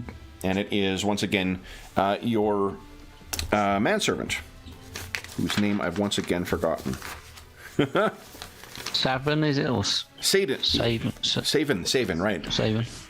Who says, Master, Ms. Dumer, Dr. Earthsprung, and Sir Archibald Morgan for you, sir. Show them in. Okay. The last to go through is Sir Archibald, and when he cuts the impressive jib that you can see in the illustration, why don't you, Basil and Hannibal. Hannibal, I can't remember, do you have a warfare lore or war lore? No, I just have lore. So you can give vampire. I only have vampire lore. Okay, so you could give us a vampire lore, which will have a higher DC, or society, which will have a lower DC. And Basil, same thing, society or... 7. Otherwise, I'll see how much you guys know automatically at a glance. Same. I'll take society. Okay. It's the same bonus. Okay. Yeah. Nothing. I couldn't quite follow. So society has a lower DC? Only for the vampire lore. Okay. Society, yeah, you don't... do you have a lore that would apply, Basil? Yeah, I have warfare lore as well. Yes, then that absolutely would. That would have a lower DC than the society. No, but I'm not... So you don't know much about it. I think what you recognize that he is part of the Order of St. Sylvester. But apart from that, so he's got a knighthood, likely through his military service. You can also obviously see that his eyes are different from what a standard human would have, or a unaltered human. He comes in and introduces himself to both of you with as much manners as befits someone who considers himself a knight. And when he shakes your hand, Hannibal, he sort of looks you up and down and says, "Wait, where did you serve, sir?" I don't know if we said which one, but yeah, we never said the unit, but I give him the unit.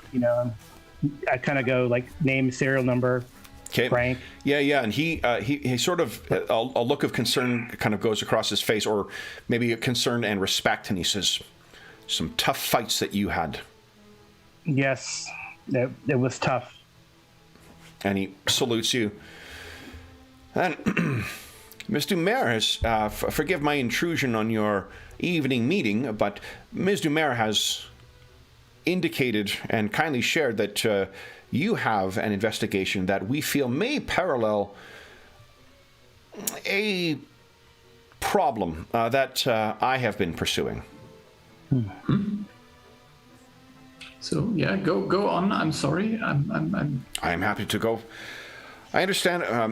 To provide context, Ms. Dumer and I met down by which she's indicated the old Blackacre and Sons wharfs, or the canals. It seems that there has been a rather aggressive beastie lurking in the canals, and I'm certain that there is something that has found its lair down and around that area. There have been several rather unfortunate incidents involving something like this, and I suspect it to be a breed of creature that can both swim and fly.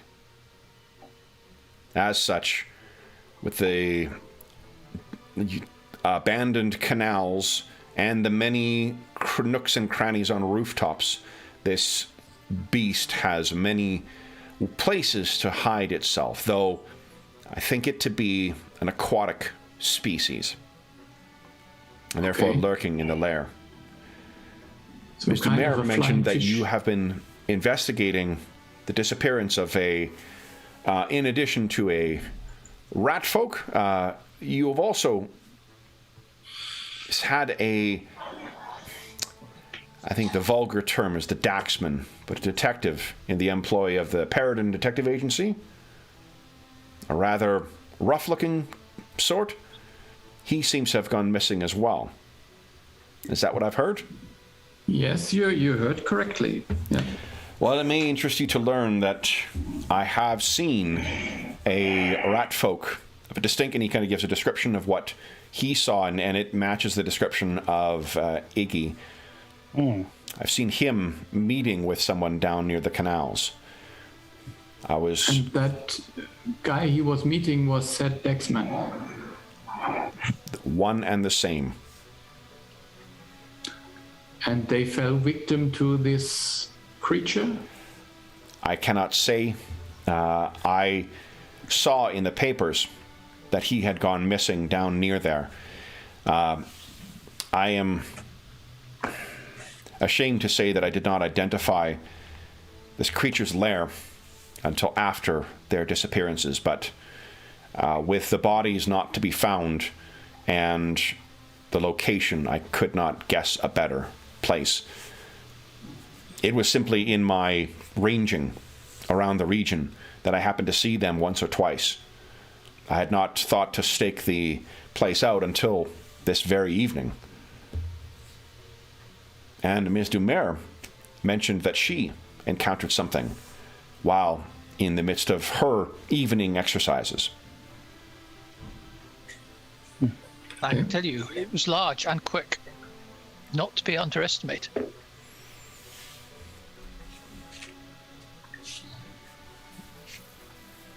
Then, Make short work of a Daxman, I have no doubt.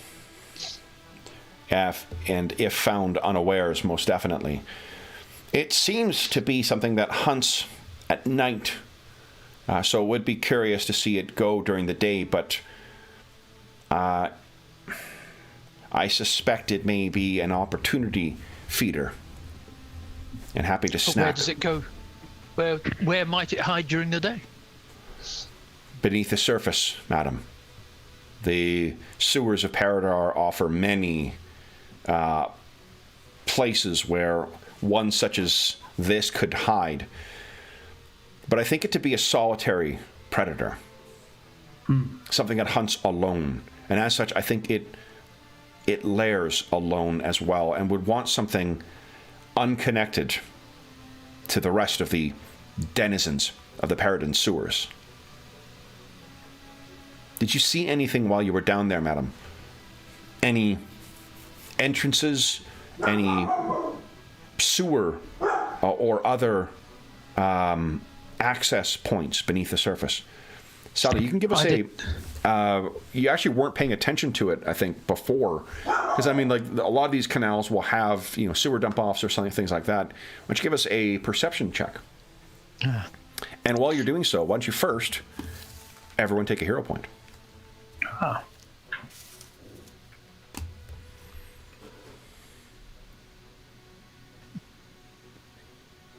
Perception, always a strength.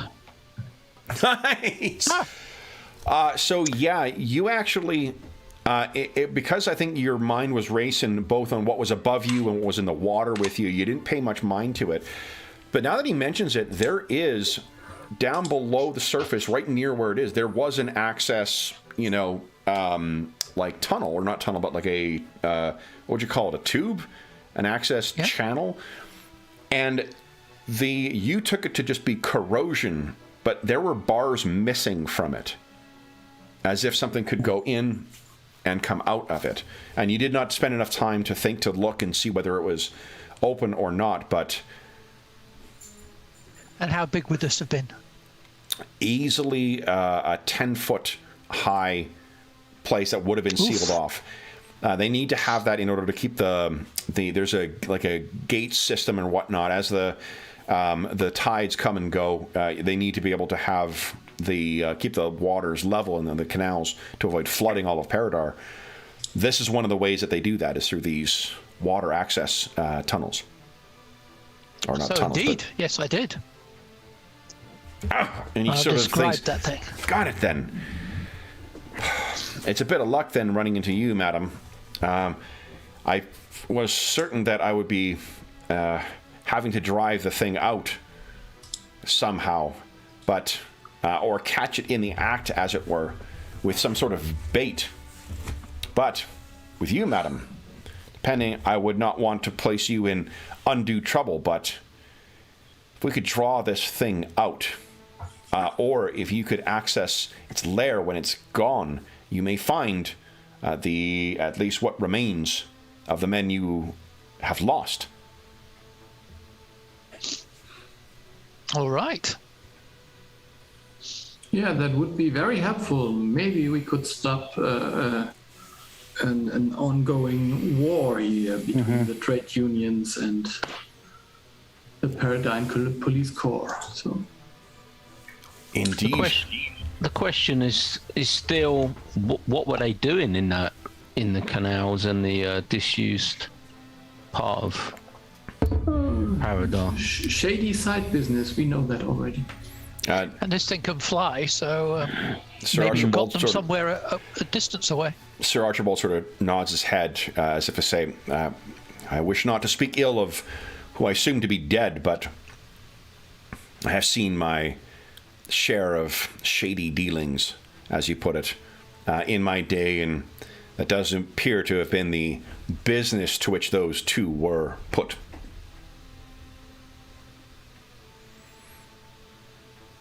Now, have you any idea what we may be dealing with here? And Sally, you, because of your background, I think you can give us, let's see here. Let's see here. I think it's an Arcana. And I know you're not trained in it, but PF2 lets you make rolls and stuff you're not trained in.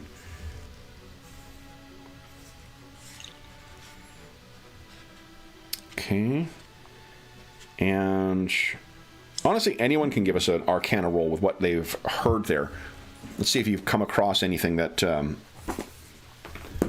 seems similar or reminds you of this. Nat 20 from Basil. Whew.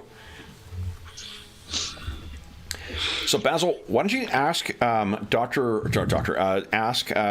Archibald a couple of follow-up questions? I think that you can precisely narrow down to exactly what it is he's hunting. Okay, so I think it's a flying creature that lives beneath the ocean. It's, I don't know, some kind of a flying stingray? Something No. like that? It has claws. I've seen its feet. It has both hands and feet. Vicious claws on it.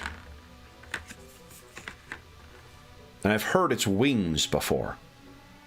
It's like a gargoyle that couldn't live beneath the waves? Are there such things? I And don't Basil, know. with your role, yeah. You've dealt with this. They are sometimes called capocynths. But yeah, they are things that are both as at home on the water as they are beneath. And what you know is from that Nat 20, they have an extraordinarily hard hide. Like the kind of thing that you need adamantine bullets or weaponry in order to fully pierce. Otherwise, it will be very tough to affect its hide.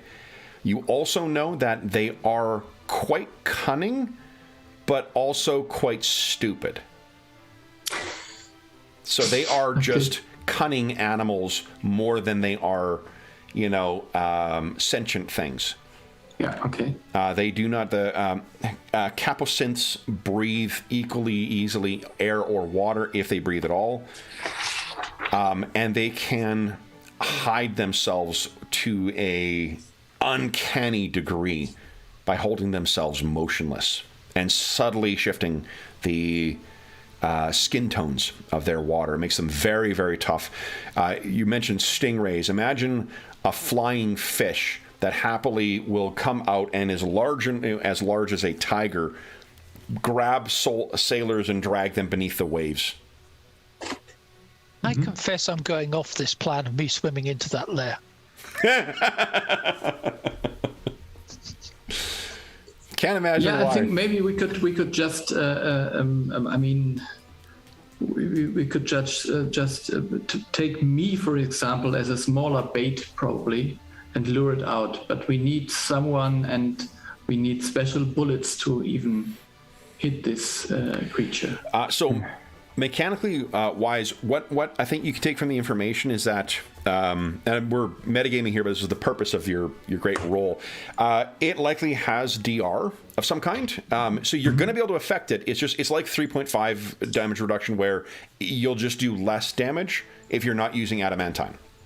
Yeah. Okay. So, any thoughts, guys? Knowing that this is what you were hunting. Firstly, is that something we can get hold of?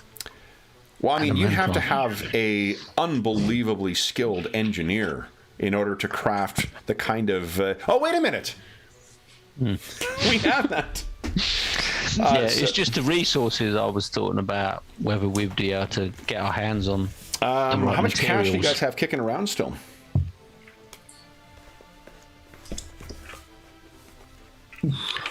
Yeah, don't look at me. Inventory. I think by crafting it, you do... you can reduce the cost of it to, I believe, up to half. You do need to pay for the materials and whatnot to craft the thing. I have 33 gold. Oh, wow. So, yeah. Hannibal is flush right now. I still have 25. Wow. So 50 between you guys, you definitely would be able to track down, even like if all you're looking for is adamantine ammunition, easily. Okay. I mean, is that going to be good for everybody, though? I know Hannibal will be able to use the bullets. Yeah. But what about the others? Yeah, I think it's just you can use it with the normal pistol, can't you? Absolutely, yeah. No. And is that something you all use, though, pistols? Yeah, I think I could put it in my pistol. Yeah. But I'm not good at shooting people. But yeah. And I don't know about yours, but my pistol's a bit like a water pistol. Oh. Not as effective as Ms. Dumare's fisticuffs. It's less effective, considerably less effective. Yes. Yeah. So I have a dueling pistol, so that should work. Okay. So if you guys are wanting to try and just get a hold of some adamantine in order to craft it, a chunk of adamantine is 500 gold pieces. But I think that what you could craft is... let's do this. Dr. Ersprung, why don't you give us an craft check, or crafting check, please? 25. 5 bullets, guys. You have 5 bullets. What else is the plan here? If you have any questions for Sir Archibald, he will happily answer those. Will you help him, I guess, is the first question. Yes, obviously. Yeah. So, Sir Archibald, are you positive that you are able to herd and maybe hunt this creature yourself? So, he sort of looks a little quizzically, and he says, "This is the job, sir." Yeah. So just imagine that I myself would fancy to be the bait, because I'm such a tasty red folk, as people know. And the one killed already some red folk, we believe. So would you be able to hit it before it even kills me? hit to take down these, if it is, as you say, a gargoyle, these are quite formidable beasts. But perhaps if we prevented it from fleeing, a net of some kind. Yeah, that is a great idea. I see why you're in Monster Hunter and we are. You flatter me, sir. Your bravery greatly exceeds my whatever meager suggestions I may have. Perhaps if we did have you serve as bait and we were able to bring it in and somehow prevent it from flying, if not to trap, I fear that even a deep-sea fisherman's net would be shredded by this thing's claws, but tangling its wings long enough to deal with it. Were it a living, breathing thing, I may be inclined to take it for capture and study, but this is far too dangerous. I think extermination is the only option with this. I would totally agree. Indeed. Do you think on this would a matter better addressed on the Blackacre side or its neighbors? I fear that any dealings on the Blackacre property may come with complications from either Sir Blackacre or the Union. Yeah, I think if we can lure it to the neighboring sites, that would be very good, yes. Can we use the sewers under the sea? Would it be lured into the sewers? We could lure it into the sewers. Of more confined quarters, though, they are a labyrinth. We may be at best advantage, particularly if we intend on using firearms, by facing it on the surface. Yes, and I think we have problems finding it in the water. So if we can bring it to fly out in the air, I think we can easily spot it.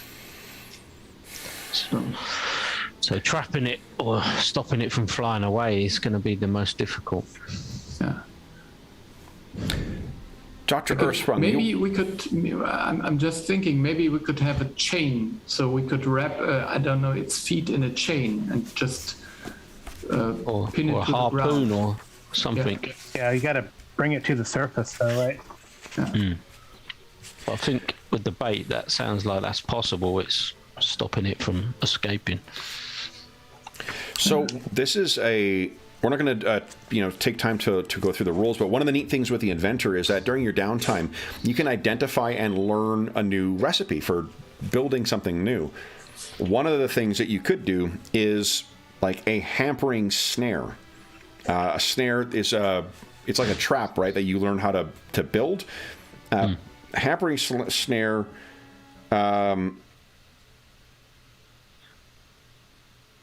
affects the movement for 1d4 rounds. So as soon as they're hit, it reduces their movement. Let's see here. Would that include flight? It would include all forms of movement. Yeah.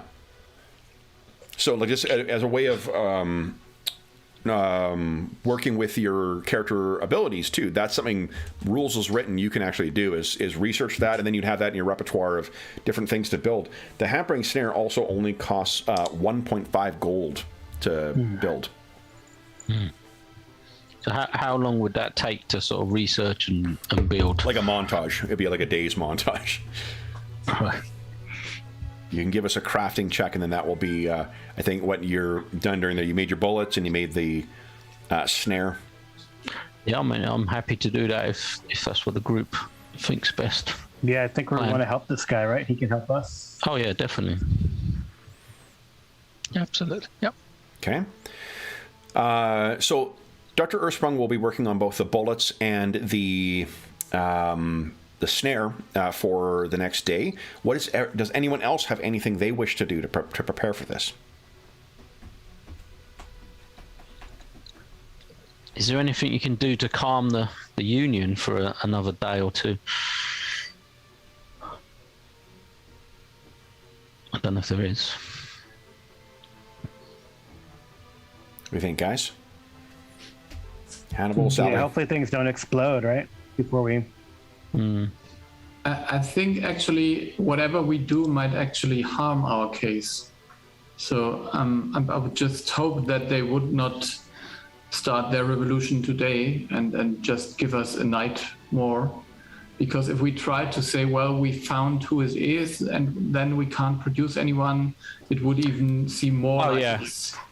No, I meant something else in the meantime. I didn't mean specifically to do with the creature. I didn't know if there's any tactics we could do to try and alleviate some of the tension, but I'm not sure there is. I mean, we could foster the tension. I would know something we could do there, but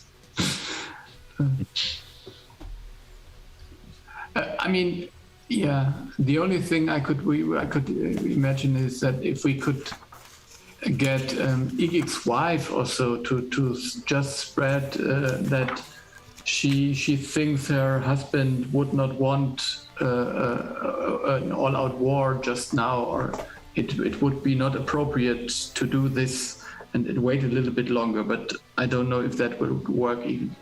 You could try, absolutely. I mean, do you think spreading a rumour that a Daxman's been killed by an unknown source would sort of maybe lead to a bit of doubt that, you know, there's a common enemy? Or no, I mean, there was someone of the Union killed as well, so it would seem like... Oh, that's what I meant, that both have been killed. I don't know. No, because that could backfire, and the Daxmen hear about this, and... Yeah, I suppose. So I would say if the maybe widow would just say, okay, so it is... I'm pretty sure that then does not need to be a war unless we find out exactly what happened or so.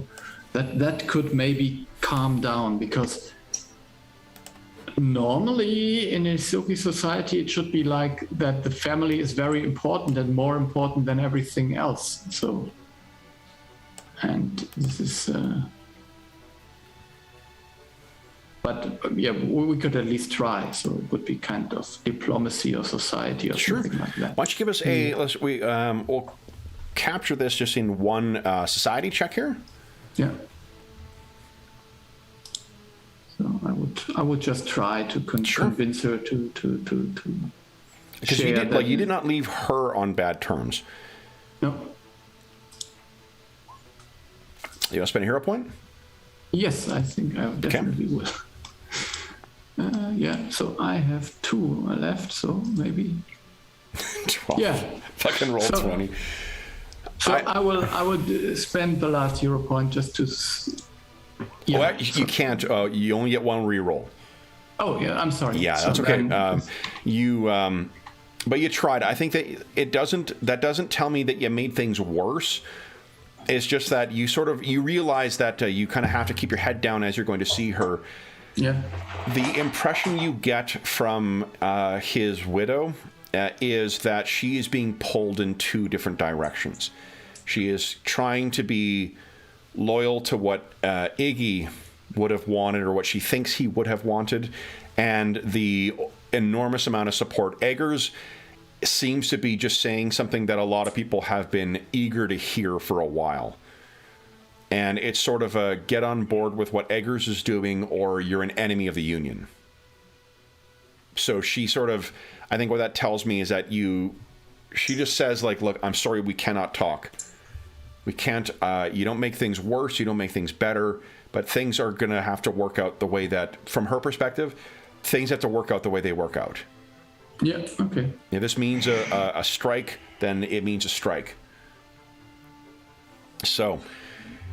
Dr. Earthsprung, would you give us a crafting check? Let's see how that thing comes together.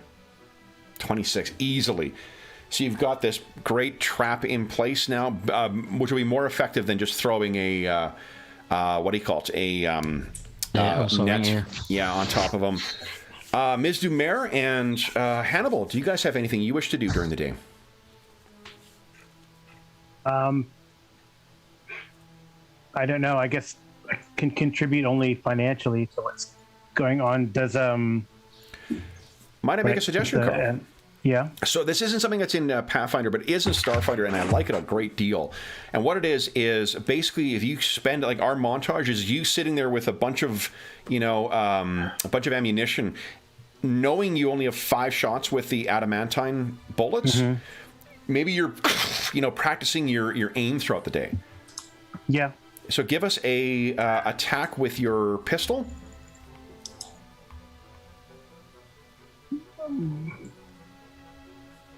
I guess my question would be also, could I get something more effective than a coat pistol if we're going to have one bullet? Depending on what you mean by effective, what do you like? Do you mean something that's going to be hit more people? Well, it's going to hit harder. Okay, because, they definitely can do that. This is a sort of derringer, I guess. Yeah. And if this thing's... Carl, do you want to... That was only a 6 roll. Do you want us to try spending a hero point? Yeah, it's only a 6, so I'll spend a hero point. I got 2, right? So yeah. Nice. Better, much better. So what this does, Carl, is it banks you 2 hero points that you can use only with your attacks. Okay. Okay. That's nice. That's cool. So you did cost you 1, but you've banked Maybe that. I'll put on the blue. Sure, yeah. And then take a look at the guns here, Ms. Dumer. Like, there are definitely weapons that hit harder. I think that the difficulty is the way that they mechanically distribute the weapons or the guns in this is between simple weapons and martial weapons, which I really love because it means that you can, even those of you who are not super trained in, like, guns and whatnot, can at least mechanically make effective use of them. And those of you who are warriors, who have martial training, you can make use of the bigger, fuck-off guns. So for simple weapons, there is something called a hand cannon that you could pick up that actually does 1d6 damage instead. So what's anybody else got? Anything more effective? Well, Hannibal's got a heavier hitting weapon, than the well, can I pistol. give my bullet to Hannibal? Sure. I think it makes more sense. I'm not really a gunslinger, and my pop gun is a waste of a bullet. Okay. So you have... Basil has what? 1... did you take 1 bullet, or are you taking more than 1? I would just take 1 bullet and just maybe to scare it off or so, just as the final, I don't know. Okay. Tonight you're not intending on hitting it? I don't. Yeah, I think my idea is if everything works according to plan, I could devise a stratagem and then you could hit it easier. Yeah. Okay. So if Hannibal's all pumped up with his pistols, then I think a second dueling pistol would be in order. Okay. Is you're getting a second dueling pistol for Hannibal? His type... I have... Yeah, I wonder if can I fire 2? I mean, I have... You can. It's just not an... You certainly can. It doesn't change the attack rates. It means that you don't need to spend a reload. There's different kinds of gunslingers you can build, and Hannibal's type of gunslinger is one that is best with a melee weapon and a gun sort of in the scrum shooting away rather than dual wielding. But at least then you can fire it, and then you don't have to reload. You just... I can draw the shoot, other and reload. I have a feat that I can reload, like with a combined strike. It's not. Yeah. Oh, okay. Cool. Yeah. So then where do you guys... You can picture that on either side of the canal there is sort of a big open, warehouse area filled with a bunch of stuff in tarps and places to hide yourself, and then also some oddly open areas. Where do you picture yourselves being hidden, and where do you picture Basil being as the as the prey. If you can get this thing down, what Sir Archibald normally, he has a massive oversized sword and a main gauche. That is normally the way he fights. So he would prefer to fight in melee once this thing gets trapped. So he'll be getting in close. What about the rest of you guys? Well, start ranged and then get in close to help this guy, right? To support him. I'll be using Igor and tending to any wounds. Hopefully there won't be any. Okay. Maybe we could just make it so that you could throw your snare from a nearby roof or something like that. So you could hide there. I mean, we're hoping it's going to come out of the sewers, are we not? Yeah. No, can we not set it up on the exit from the sewer, basically, so as it sort of flies out, it triggers it, potentially? So you want to bring it up to the surface. If we do that, then you have to put the snare in the water. We're getting it out onto land, aren't we? Isn't there like manhole covers or something to the sewers? It's not coming out of the sewers. It's likely going to come from the canal, where its lair is. Yeah, the thing that Sally saw beneath the surface. Yeah. So I would say that Basil has to walk near the canal. And so I was just imagining that there could be some rooftop or so where you could just lie and then put the snare down when it comes. So the snare needs to be actually placed. Right. So but what I'm assuming you guys have done is they've shown you where it is, Basil, and you're going to lead this thing past it. Okay. So I can do that. Yeah. Okay. Ms. Dumer, where do you picture yourself being?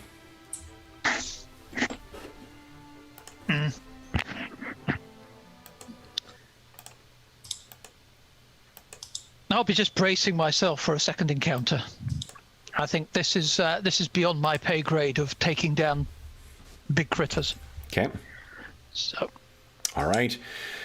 So you guys all have yourselves in the position. What? I mean, you would know this already, Basil, but like one of the ways that they hunt is through the sounds in the water. So what Sir Archibald has prepared is kind of like it's almost like a little spring-driven brass splasher. Picture like a little ball with tiny little wobbling things on the side. So you put it up, toss it in the water, and it makes enough noise to draw the thing out. He suggests that you put a couple of those things down and then wait for it to come. Yes. So that's what I'm going to do. Okay. So let's cut to the canals.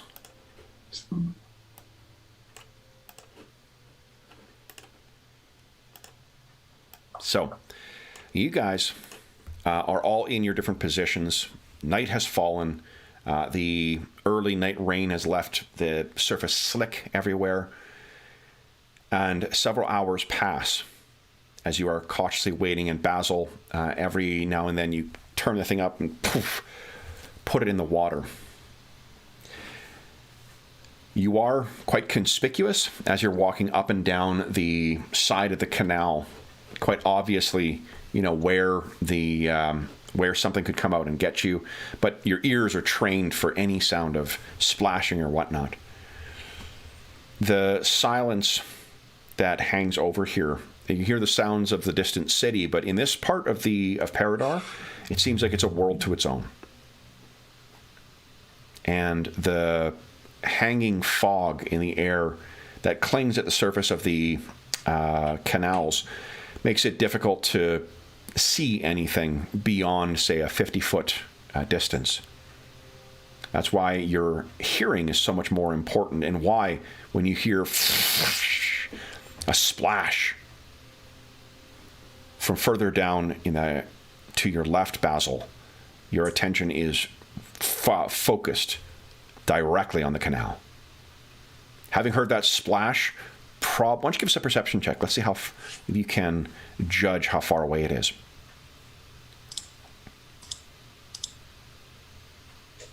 Okay.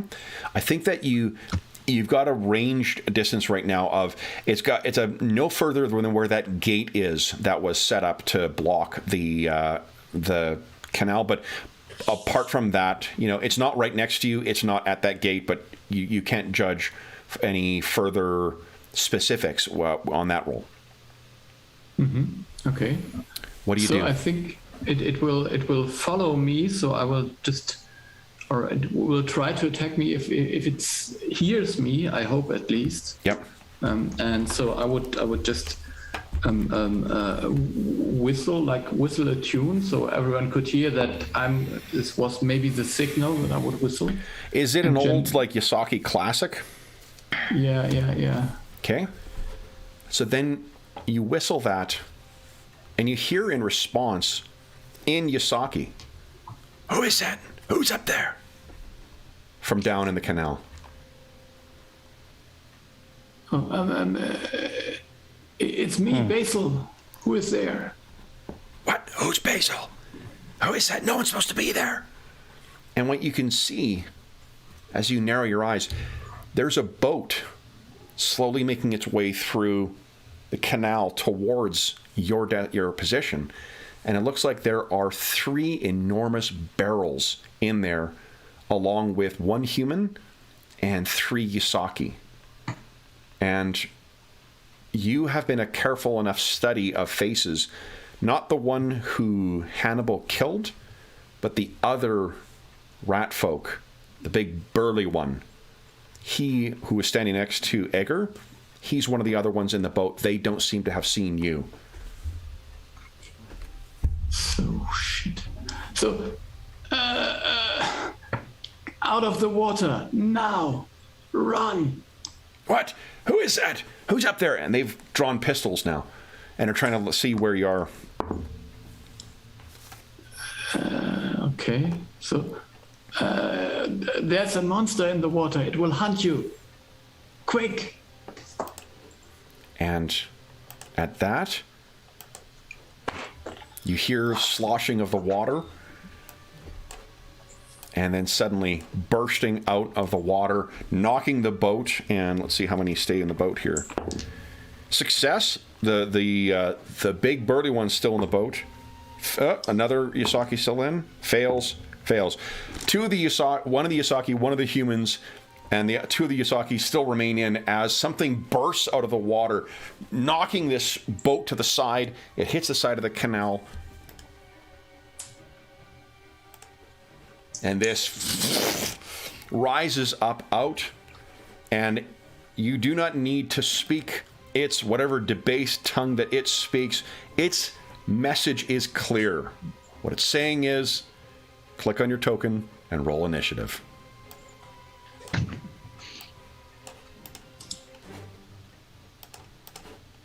Okay. Now.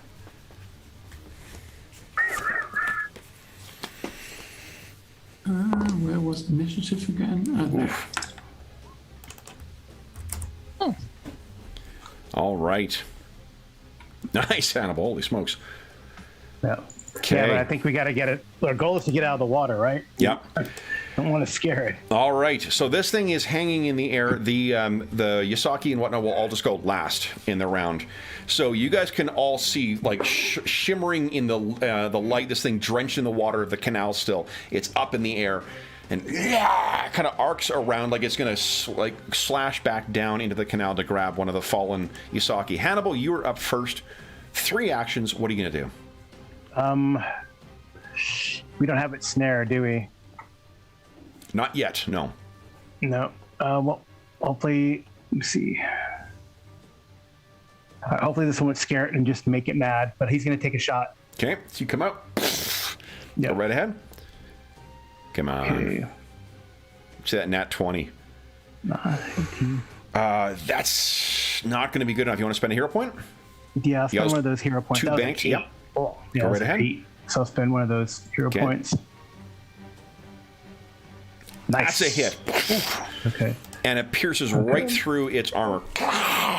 You see there's a spurt of what looks like liquid, but then as soon as it hits the air, it sort of turns to dust and falls down. That is only one of your actions. You still have 2 more. Well, I have to. How does it still have to strike something to reload? That's the problem, right? To do is a free reload, so you could just spend an action to reload and then take another shot. Okay, I'll do that. I'll spend a free action to reload and take another shot. Go right ahead. We might as well injure it as best we can. Okay. So it'll be attack number 2 you're rolling. Come Yep. on. There we go. Oh, that is so close. Oh wow, it's very close. Now, you were trying to decide if it's you're acting before it, which means it's flat-footed, which means that actually is a hit. Okay, that's good. Okay, and that is 2 adamantine bullets gone. Yep. All right. So this thing is damages. not pleased with you, Hannibal. Okay. It turns. So as its first action, it's going to move, and it goes tearing down towards you. Mm-hmm. 40 feet. So I think it'll have to take 2 actions to get to you. But then as it lands, it is going to try and hit you with one of its claws. Okay. And this thing is quite big. This thing's about, like 9 feet at the tall when it rears itself fully up. So its wings blacken out the moon as it comes down. And I hit an AC of 20. Is that good enough? Yep. That's good enough. So, and then you take 11 points of piercing damage Okay. as this thing batters Hannibal to the side. Basil, what are you doing?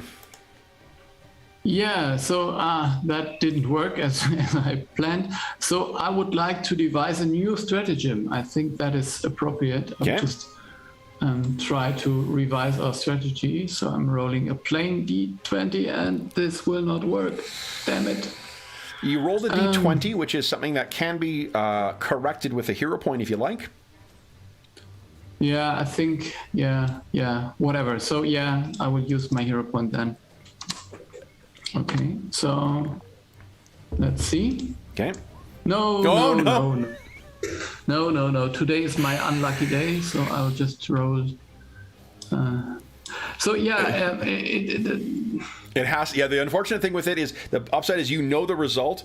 You know this is going to be a nat 20. You've got no choice to get if you take a shot, you're going to hit Hannibal.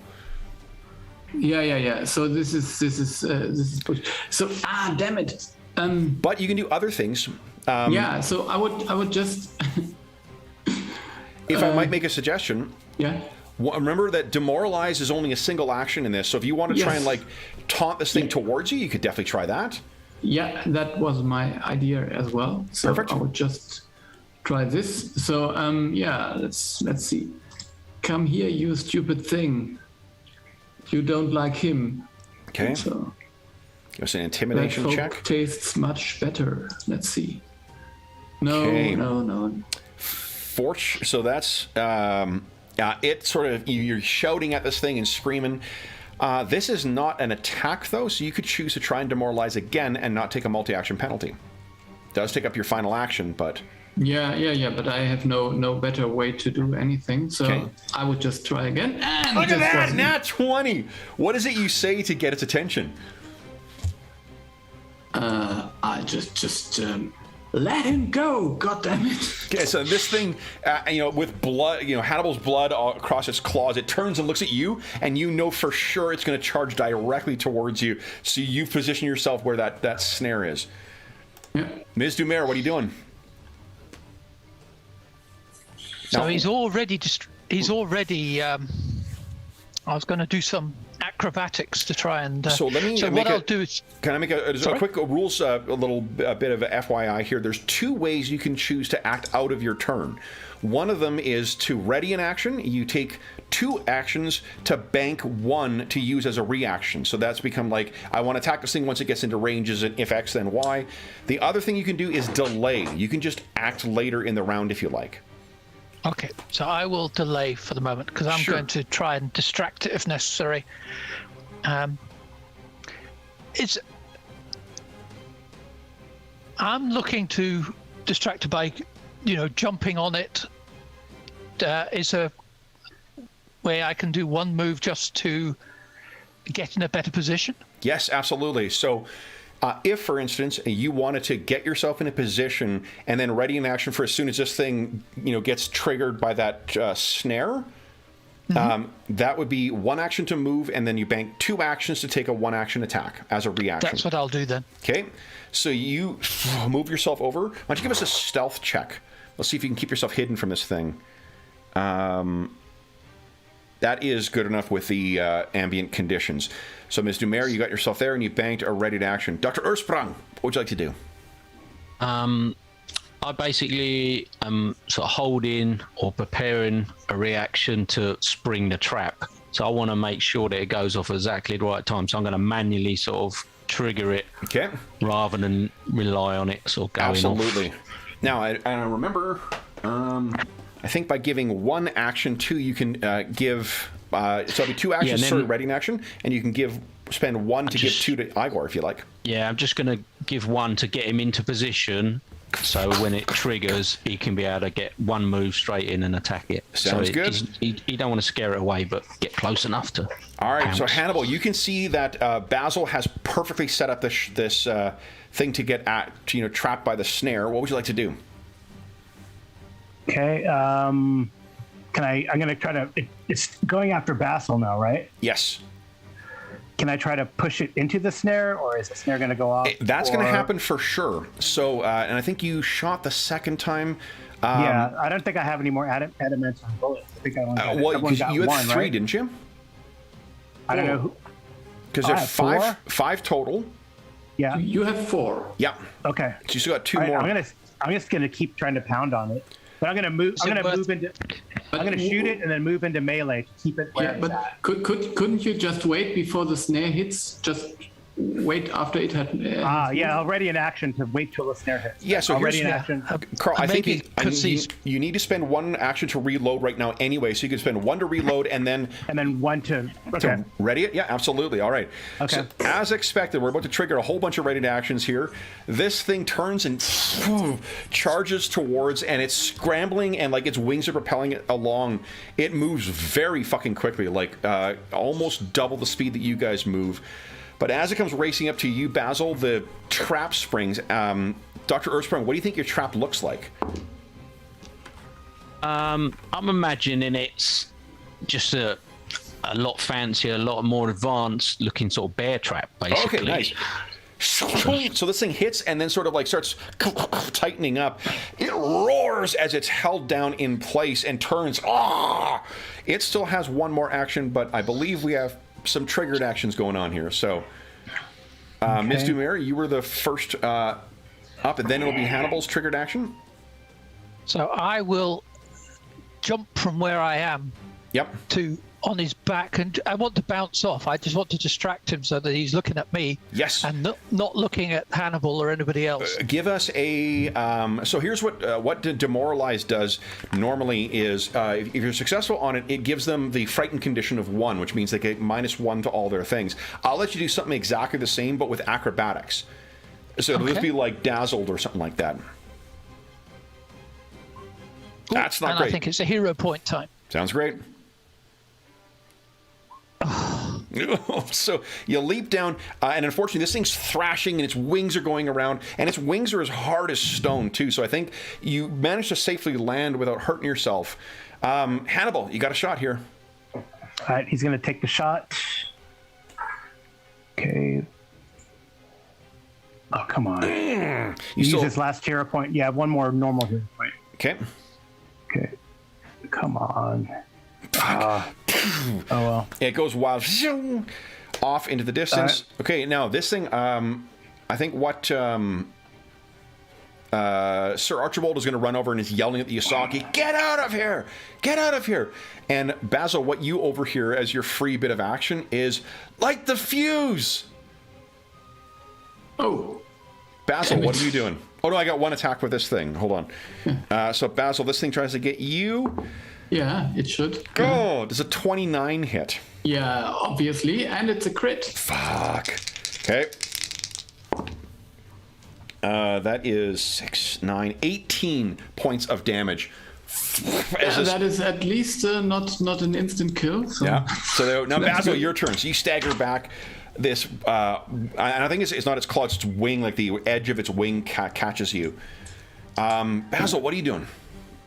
Yeah, so wait a minute, I just wanted to adjust my hit points, but basically I failed. So I'm just trying to do it this way. Okay. There you go. Yep. Yeah, I have one shot, and so I will devise a stratagem and hit it with my one shot. Okay. Come on. 11. Oh shit! And I'm sure that this will never hit. Damn it. Even if it is 5 and a flat-footed. 2. A 5 and a 2 I rolled. Man, that's Yeah. So yeah, I will. Maybe I could just try to demoralize it again. So Okay. just So as a flat demoralize, sure. yeah. So yeah, that's the thing I could Come do. on. Just at least something. 20 is successful, yeah. So it's frightened 1 now, which means it takes -1 to all its attack rolls and saves. And I know. Now I move a little bit out of the way, and Yeah. I think he's going to hit it with something. So I don't know. Oof. You tried to move away? Yeah, a little bit. This was an attack of opportunity because I'm Yeah, getting close shit, range. this is a critter that does have one of those. So it does tag you. It lashes out with its wing. And let's see here. That is Another uncommon. Okay, yeah. 9 points of damage. Yeah. Okay, so I'm down. Okay. Then, oh fuck, you got no hero points too to stabilize. No, I'm just. Ms. Dumer, what are you doing?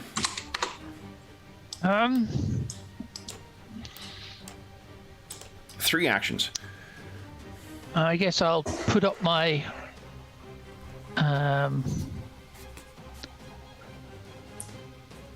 my hydraulic deflection. Okay. I'll go into my tiger stance and I'll go for a flurry of blows. Go right ahead. Let's see what we can do. Let's see. Heard this thing. Oh, that's not a great roll. That's a 2. You want to spend it? Oh, you have no hero points left. No, I have not. I guess I go for number 2. Go for number 2. Come on. There you go. Oh, is there anyone else? Oh, Basil's there, but he is down. It is such a close thing. You narrowly are. Oh, does frightened impose a penalty on AC? Let's see. Frightened. No, only on rolls, I suppose. To all checks and DCs. That Okay. So that is just enough to tag it. And again, it's like hitting fucking stone here. You carve a little bit of it away, but not quite enough. Dr. Ursprung, what are you doing? Yeah, it'd have seen Basil go down, so he'll be running over. Okay. And he shall use his Syrian restoration there. Okay. So throw down this little explosive healing. Okay, so then 1d10. 10, I think it is, yeah. 9. Nice. Basil, you get 9 hit points back. So that's 2 actions for you. Dr. Ursprung, you still have 1 more, which you could Did feed it cost to... me to get over or not? 1 to get over, 1 stride. Oh, yeah, but I think Syrian restoration takes... I Is know, it 2? one Oh, is action. it just... Oh, it's level 2, sorry. Yeah. Yeah, I'll fire up Igor. Okay. So Igor races in and go ahead and make an attack. Yep. Ugh. God. You want to spend a hero point? Yeah, I will. Okay. Yeah. Holy smokes! nice. So he comes in, and this thing turns to see what's coming. See this oncoming thing, and it's like slow motion brass fist to the jaw, hits this thing. Oh, look at this! Boom! Huge hit. Nice. Hannibal, what are you doing? Well, Hannibal's got his last bullets So he's going to do that. Use his last bullet and then probably close and then attack. But, Sounds so good. last adamantine bullet. Come on. Big money. All right. Okay, so... Dang. All right. And then he's going to close, going to move up and attack. Okay. Now, I think because of how fast this thing is, it likely takes you 2 strides to get in. So I think that you are now engaged I thought with it was snared. I thought it was snared. It is snared, but it doesn't make it closer to you, though. Like it. Okay. Yeah. Its move is a 40, which means it moves at least 40 in order to get over to where Basil was. Okay. Okay, but you are engaged with it now. Now it is this thing's turn. All right. It is going to spend 1 action to try and get itself free of the trap. The DC of your things here, I think, are a 20. So I need a 20 reflex check. Nat 20. Wrenches its leg and it breaks the trap. It is now free. But it's pissed at you guys. So first we'll do 1 claw on Ms. Dumer. And what's your AC right now? My AC is, because I've got +1, let me just check it. My AC is 21. 21, so it misses, lashes out at you, and even without using your hydraulic shield, or hydraulic defense, it misses, and then it's going to try 1 on Igor. What's Igor's AC right now? 17. 17. Okay, so I do hit Igor with its claws. So Igor takes 14 points of damage. As it hammers in, leaves a big dent. Did not like getting punched in the jaw. Basil, you're up. What are you doing? Oh, you're muted, Ingolf. I'm sorry. Yeah, I was just... so Basil is lying on the ground, I suppose. Yes. So, But he's got that pistol with the... sitting next to him. Yeah, so I would just shoot from the ground. Okay. If I stand up, it will hit me again. So because you went unconscious, it'll be an action to grab the pistol, and then go ahead and make your attack. Yeah, so I could at least try to devise a stratagem before. But Sure. Come on, nat 20. Well, let's see. Yeah, 13 might be enough. Let's see. Okay. That would be a 20 in everything A 20? together. 20. Is there anything else? This is the subject of your investigation. Did you include that bonus in the 20? I did, so maybe it is still frightened, so it is 21 then. I don't know. So then, go ahead and roll damage for your pistol. Yeah, so... yeah, that's 2 points. Okay. So you got it. That was 2 actions. You still have 1 more. What would you like to do? Wait. I'm sorry. I have this precision damage from the stratagem. Yep. So that should be another d6. I'm sorry. Okay. That's not so much, but at least something. Oh, so nice. All right. This thing is quite badly hurt and not happening. You have 1 more action. Basil, what do you want to do? Stare at it again to try to demoralize it again. Go ahead. Yep.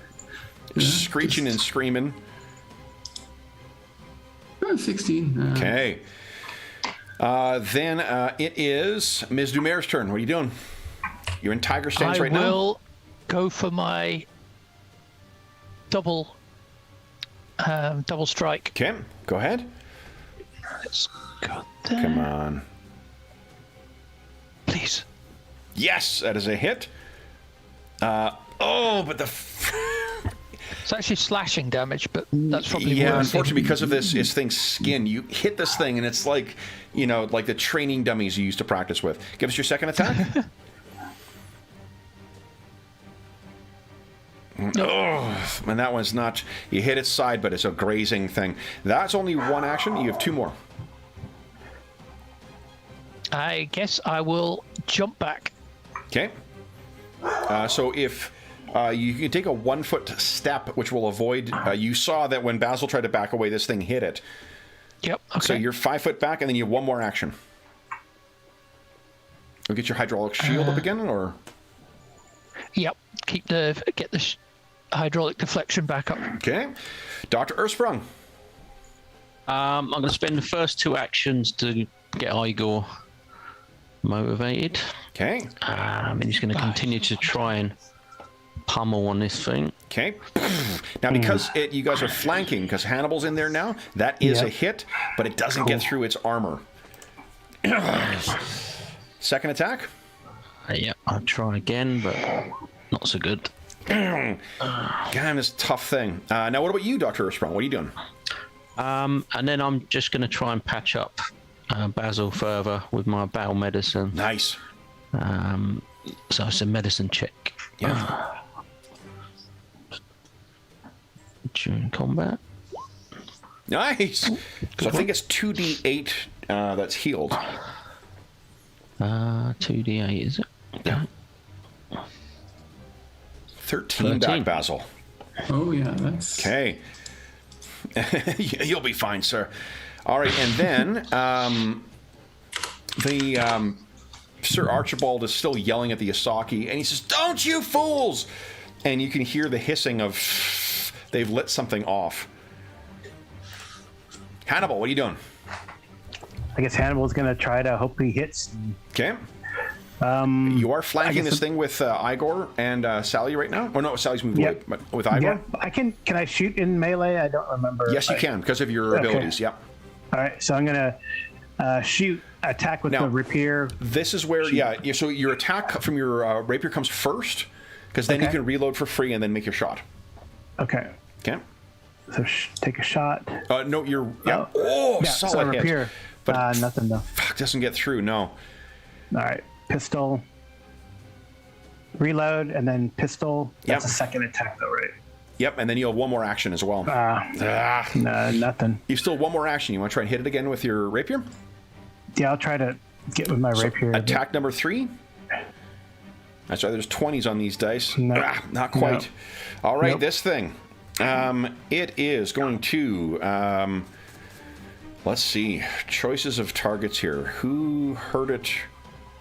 I think it's going to try and hit Igor again with his first attack. That is only a 15. It hits but does not damage Igor. Second attack, you get plus 8 on this. 18 hits Igor, right? Yeah. Okay. That is 9 points of damage. Oof, just survives. And then its final action is going to sweep its tail on Hannibal and try and trip him. This is minus 10 to do this, so the chance of doing it. What's your fortitude bonus, Hannibal? Plus 6. Plus 6? Okay, so 16. It sweeps at you, and you can see, I mean, you're a good enough fencer. You leap over it. It easily misses you. Basil, your turn. What are you doing? Yeah, I would devise a stratagem now and I would try to include Hannibal getting to him so that it will be flat-footed against Hannibal, whatever happens. Okay. So let's see whether this works now. No, it didn't work at all. Yeah, that's our thing. So maybe I can at least intimidate it again by screeching and trying to Go ahead. pretend that I'm biting its foot or something. Yep. No. Okay. Ms. Dumer, what are you doing? Hydraulic deflection, then a flurry of blows. Okay, so you have to spend one other action to get in. Oh, sorry. One to step in. Yep. And then flurry of blows. Go right ahead. Let's go again. Go down, you damn thing. Yes.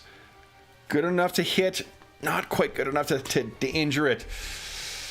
Go ahead with your second attack. Oh. Okay. Then, Dr. Ursprung, what are you doing? Yeah, I mean, Igor will go first. So I'm going to trigger him first.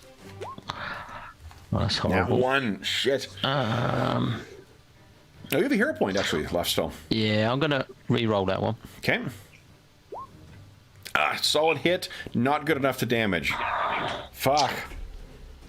Second attack? Then I'll do his second attack. Come on. Oh, jeez. All right. You've got one more action. Hannibal's next to this creature, isn't he? He is, yes. Yeah. He's pretty beat up. Yeah, it's just and Dr. Earthsprung's got his finger on the trigger. This thing can detonate out and cause damage to everyone. He's trying not to take down everyone else with it. That's the problem. He's a bit close. He's going to move in to try and patch up Hannibal next turn. Okay. So he'll move Sounds good. So actually, Dr. Earthsprung could move in, and then if it's a Searing Restoration, you could do that this round. Because remember, Igor's got 2 actions when you give up one of yours, and you still have 2 more actions. Oh, that's right. Yeah. Yep. So I'll do this Searing Restoration. So that's D10. Go ahead. Ugh. So you 2 hit points back, Hannibal. Okay. And then it is your turn, Hannibal. What are you doing? How are we doing ammunition? I mean, I know I don't have any more adamantine, but I'm not worried about ammunition. You guys have enough. The way it matters in combat is having to use actions to reload. Okay. All right. So rapier. Okay. All right. Strike. Yeah. But no damage. Yeah. I guess I get no damage bonus. So no, strength, unfortunately. right? Okay. Yeah. All right, and then I tried to shoot it. Okay. Reload and then shoot it. Come on, 19. So close. It's very, very close. You don't have any hero points left, right? No. I No. don't think so. I mean, I rolled a 12. I don't have any more hero points. Yeah, okay. So all. then this thing's turn. All right. It is... okay, so it's going to quickly try and... None of you heard of this round, so I think it's going to try and take down Igor. Actually, it's free. Yeah, it'll try and take down Igor. It's a hit, not a critical, so I think it takes... Yeah, I'll take him down. Yeah, 11 points of damage. So Igor is down, and then it is going to leap up and take to the air. So it's 40 feet up. And then it's going to start moving towards the canal. So it's positioned above where the canal is. And guys, that is where we're going to leave our session. Ooh. So, for those listening at home, I know we're right in the nose, and I promised Carl we wouldn't go over time. So it's okay. If you want to go one more round, we can finish everyone's round. Yeah, we could try. Yeah. Okay. Let's see what happens. Basil, what are you doing? Yeah, I would just, now that's in the air, I would devise a stratagem again to say, okay, so now we can hit it, Hannibal. See, there. Okay. There's an opening, and I think it will work for Hannibal, but not for me. Okay. So, anyways, so I guess my shot will miss, but that's But Hannibal's will something. hit. Okay. You still have 2 Yeah. more actions, Basil. You want to get up from the ground? Yeah, I would get up from the ground, and then I would tell Sir Archibald, whatever you're doing there, shoot it now. Okay. He doesn't have any gun, unfortunately. Ms. Dumer, what are you doing? Well, just for a laugh, I'll put up my water shield again, and I'll fire my pistol and hope that somehow if I roll a 20, it'll do something. Okay. Come on. Oof. That'll be a no. All right. My pop gun goes. Dr. Earthsprung. I'll do battle medicine on Hannibal first. Okay. Nice. Critical. Okay. So 4d8 healed. Oh, dear. Hannibal, you're full. Back to full. Yep. And I'm intrigued what these rat folk are doing. So you Because I haven't got any ranged weapons, Sure. I'm going to go and have a look. You What look they're over. doing. There are 3 what look to be enormous bombs that have a fuse that's ticking down on it. Why don't you give us a crafting check?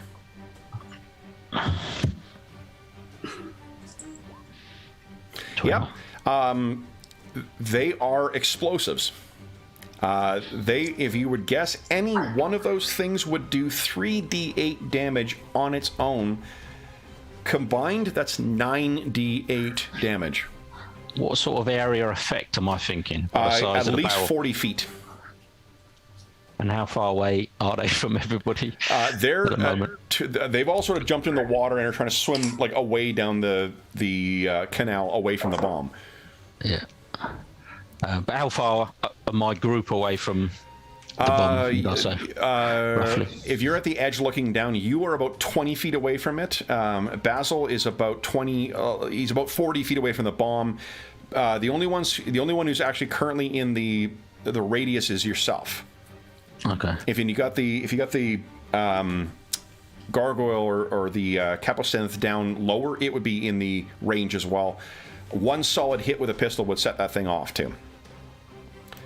Hannibal, what are you doing? Can I communicate that to the rest of the group? Or is I think you're screaming it back too. Okay. How far is the gargoyle thing from that boat? Right Too now, far? the gargoyle is about 60 feet above it. Oh, okay. Couldn't you just ready in action and then shoot at it when it's down? The boat We've got has to get it drifted down, near though. where Sally could see near where its entrance is. Sorry. Okay. Well, anyway, I'll just shoot. Okay. You want to try to blow it up with the thing, or do we want to shoot it? Yeah, How so to you get it could- there? Yeah. But if you detonate it now, it's just going to hit Dr. Ersprung and not the Right. gargoyle, Right. Yeah. right? Never mind. Yeah. Not the gargoyle. All right. I'm gonna shoot it. Okay. Go ahead. Reload with one action and shoot. Yep. Go. Gotta hit at some point. Hey. There you go. 1 point of damage. A little extra damage. Yep. Okay. Yeah. This thing hisses once again. And then I guess I'll. Yep. I don't know. You have 2 more, so you could reload and take a second shot if you like. You know, I reloaded with one action, and then so I can reload shot. again. Yep. So you'll be ready next round. Ready next round. Yeah. Sure. All right. This Okay. thing's turn. I want to make a will save.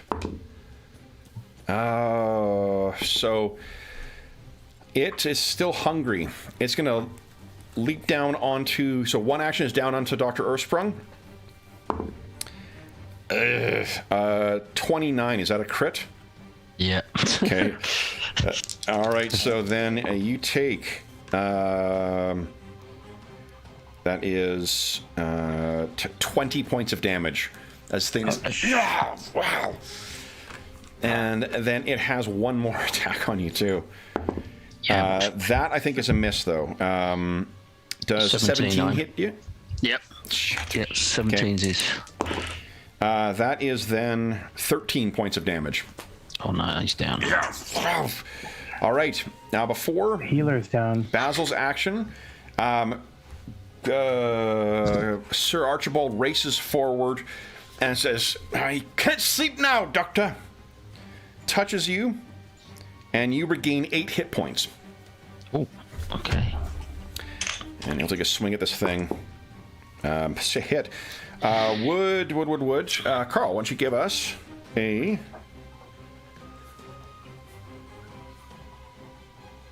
a 1d8 plus 3 roll, please. Okay. 1d8 plus 3. Yes, please. So I'll just roll a d8. Okay. 3 points. 4. Ah, shit. So it he rakes his big sword across this thing, but it unfortunately does not get through. Basil, what are you doing? Yeah, just the same thing I'm doing every day. So just devise a new stratagem. He's hitting his Hoping head. that- Come on. No, God no. damn it. Technically, you guys all get a hero point because we're at another hour. So everyone, you want to spend a hero point? So, yeah, then I would do that. Come on, Okay. it has to work. At some point, it has to. No, it doesn't. Oh. Yeah. So, just out of curiosity, so I mean, I'm 20 feet away from it right now. Yep. About. Yep. I don't know. This makes no sense. But anyways, I like So, plans I that don't start think that we way. could- yeah. So I see my strategy fails. So now a new strategy. I think I will move to it and try to shove it. Love it. Go ahead. Your difficulty is a 23. Give us an athletics check, please. Athletics. Yeah. Yeah, no. So you race over and hit this thing, and unfortunately it's not quite good enough to stagger it, but it may have given an idea to your allies, though. Ms. Dumer, what are you doing? Now,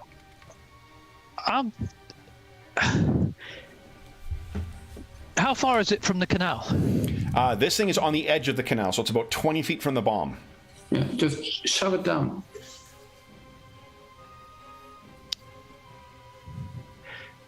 So, can I try some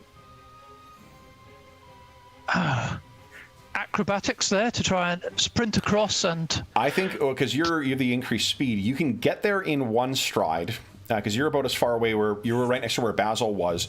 Then you have 2 more actions. A shove, if you intend to do that, is an attack, so it takes a multi-action penalty, so you want to weigh that if you want to spend also your action doing the flurry of blows, because the flurry of blows... No, I would just be trying to push it as well. Yep, so then go ahead and give us it over. Your race over. Give us an athletics check, please. Athletics. DC 23. Oh, I'm going to do a... Yep. Okay. Oh, Pete's sick. So you get over and you're shoving this thing. You could make a second athletics check. This difficulty will be 5 higher because it's a second attack this round, but you can definitely try it.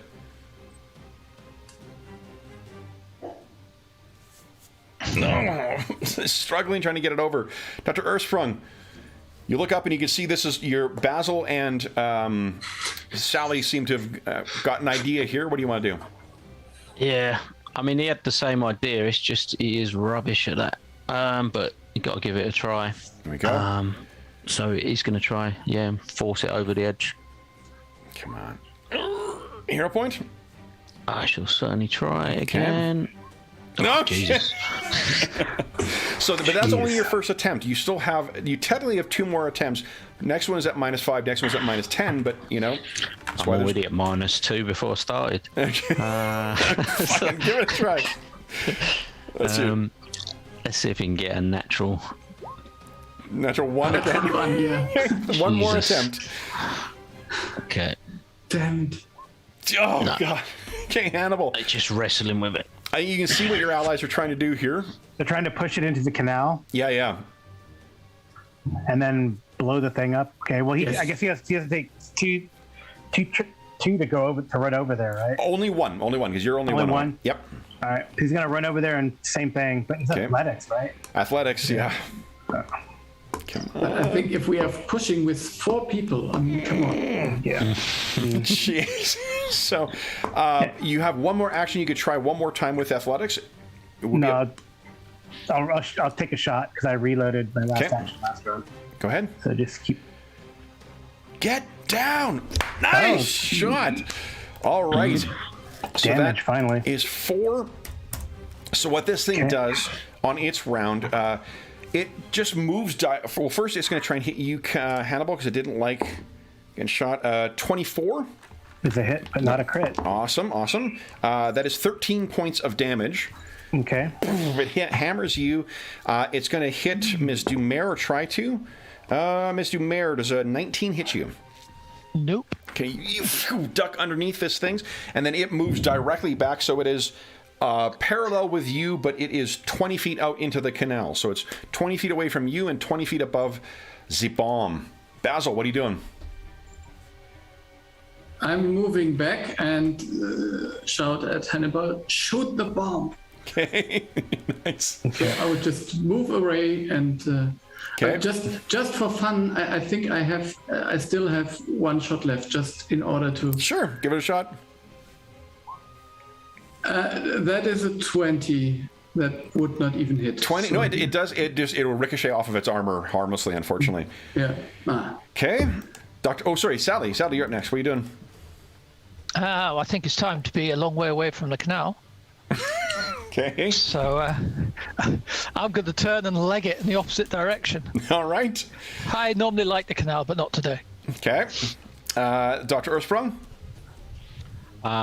I'm going to do similar. I'm going to run away, but I'm going to try and drag Igor away as well. Make sure he's out. Definitely, Igor's at least 25 feet away, so yeah, he's safe. So you race over, grab Igor, and start dragging him. Hannibal, what are you doing? I guess so. The thing is 20 feet away from me, 20 feet from the thing. Yep. And this thing is going to like a 40-foot blast. So he's going to move back, reload, and take a shot. Okay. So because you're moving back and you're trying to get the angle on it, I think it's going to have cover, but it is only an AC 5 to hit, so it's a 9 that you're trying to hit right now. And we did get just in case, we did get a hero point at the top of the hour. Yeah, you did. Yeah. Right. Okay, so hopefully we won't need it. Takes a shot, takes aim. Yeah. Why don't you roll 9d8 for us, please? Ouch. Jesus Christ.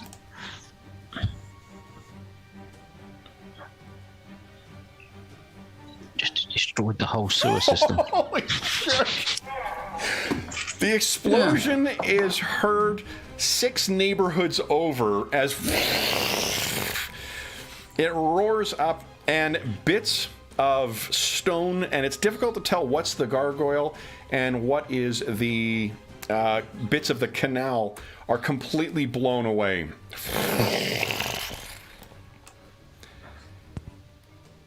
I have to say, go ahead. What was that, Sally? I was thinking of this magic cinema movie that I'd seen in one of the theaters recently, and it had this god creature like Thor, and he was fighting, and he used some sort of hammer, and one of his friends said, maybe next time you should lead with that. Hannibal looks at you and his ears still ringing. Let's use the bomb first. Yeah. So our session ends, guys. We cut back to... Where is it here?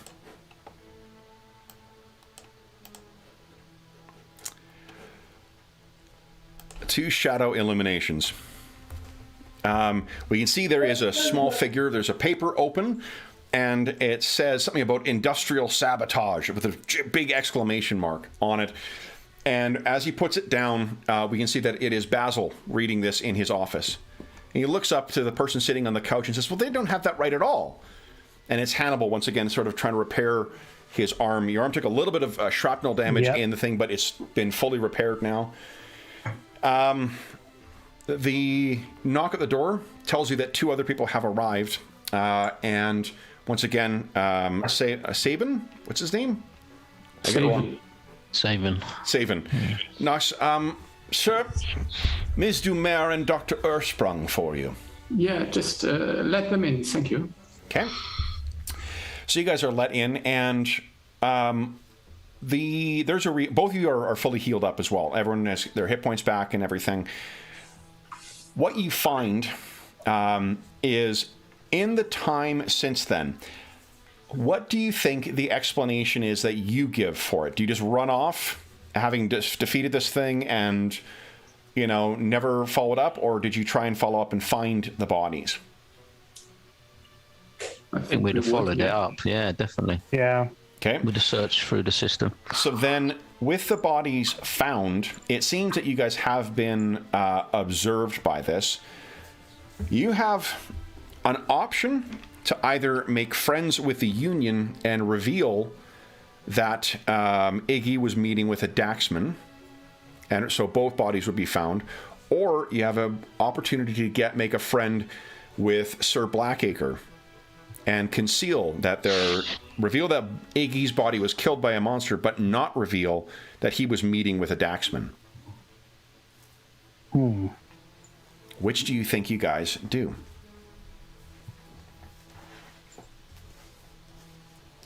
I think the truth should come out, and basically, that is always better, because the lie would always be harder to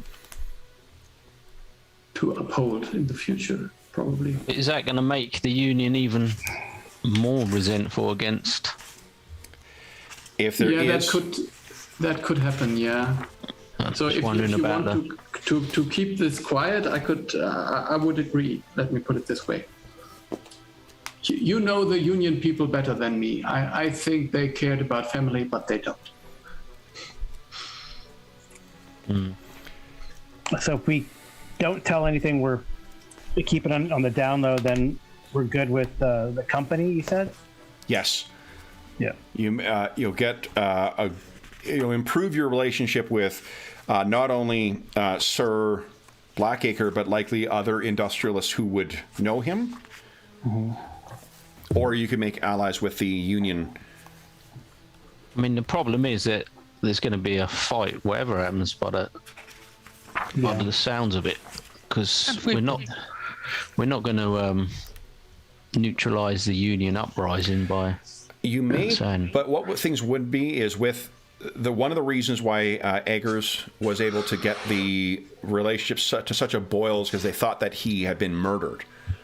Right. Yeah. So if it will definitely still, things won't be smooth like they were before, but it sounds like Sir Blackacre was buying that stability anyway. So the question is if you reveal that, what it does is it affects Iggy's legacy, but it certainly gives strength to the Union, knowing that Sir Blackacre was trying to secretly influence them. So that definitely gives them strength. If you keep it from them, then that will give you friends with the industrialists, but it does weaken the Union's stance. And they still think he's been murdered. Yeah. I still think we've been rogered enough by the industrialists. I think we should. I mean, if we don't honor the truth, then basically no one in the city will. Yeah, I mean, I'm definitely for the truth. I just didn't want it to cause more bloodshed, but I think, the Union can still decide that they don't want to it's fight. Still their decision. Yeah. Well, I would go on then telling the truth. Okay. I'm not worried about it. Aren't you worried about your standing with the Isoki there, Basil? It could only improve, I suppose. If you say this guy was a crook, you ruin his legacy. Well, if we can prove it's true, then it's not Basil's Basil's fault, is it? I could. Yeah. Basil's not wrong that the family is very important. So for someone who, from an outsider's perspective, we still don't know why he took the money, but if he did and was working with Sir Blackacre, that will. I mean, there's really no worse crime, and revealing that actually might improve Basil's relationship with Eggers and with the other parts of the Isaki Society. Yeah. So what do you think, Hannibal? Where's your gut go with this? I don't know. I think we might need friends more with the industrialists because of the trouble we've gotten ourselves into, but I'll go with the majority. I say hide it. I mean, why do you want to tarnish this guy's legacy? I think we should just tell the truth because that's what we do, and everyone else is corrupt, and then we just it's like we get punched in the face for it anyway. So. Yep, I'm still sore from getting stitched up last time. And these guys snubbed me anyway in society, so screw 'em. Okay. And what about Archibald? Has he put his opinion across? Archibald would prefer that the involvement of the Order of Sylvester be kept to a minimum in this. The Argent Hunt does its job best from the shadows, but you will have an erstwhile ally with the Order now. He hasn't got an opinion on whether it's better to sort of. He says give that out all the evidence. Such things are fortunately. He hunts monsters and slays monsters. That's as simple as his calculus goes. He will leave it to you to judge how best to resolve this. It's not GM's problem. Either which way, it's you guys get advantages and there are drawbacks from either position. So whichever one you choose is what we're going to be seeing on the paper. I'll vote for the truth then. That's my vote. Okay. Okay. All right. Although we can even not even make that it's us. We can make that it's the paper, right? We can use our newspaper contacts. Yep. If you use her to sort of provide this, you can try and there is a way to try and spin this in her favor. If Hannibal, you really want to make sure to try and protect this guy's reputation, saying that this guy was pressured into taking the money, by Sir Blackacre, that sort of splits the difference. It gets the truth out, but it presents it in such a way that frames this guy as a victim more so than as a collaborator with Sir Blackacre. Is that satisfactory to you, Sir Hannibal? Yeah. Okay. All right. So with that, unfortunately, while the people do not have any, the rat folk did not have any cash to pay you for this, the Order of St. Sylvester has deep coffers, and each of you will gain an additional 25 gold pieces as thanks for it. So, with that, guys, we will bring our most recent mystery, the Art of Labor Relations, to an end. So, for those listening at home, thank you so much for joining us for our most recent mystery in Paridar. As is always the case, if you have any comments, questions, or concerns regarding the session, the campaign, or the game we're playing, please do not hesitate to leave a comment in the comment section of the video, and I will endeavor to reply in a timely fashion. In addition, you can find a link down below to the Dungeon Musings Discord server, where all of us are active, and we have channels dedicated to this game, every other game we run on the channel, as well as most of the campaigns we run on the channel, too. There's also a bunch of other great channels with great people on them, and you are more than welcome to join the conversation and the community over there. The last thing I will say is a congratulations and a thank you to our stalwart illuminators. So, Ingolf, James, Carl, and Darren, thank you so much for joining me today, guys. Congratulations on solving the mystery of the missing rat folk. With that, we'll bring it to a close. We'll be back again in the Spires of Paridar in 2 weeks' time. Until then, we hope that we gave you a few hours to take your mind off of the troubles of our world and think about the troubles that our illuminators have uncovered underneath the Spires of Paridar. Until we see you again, stay safe, stay healthy, and happy gaming.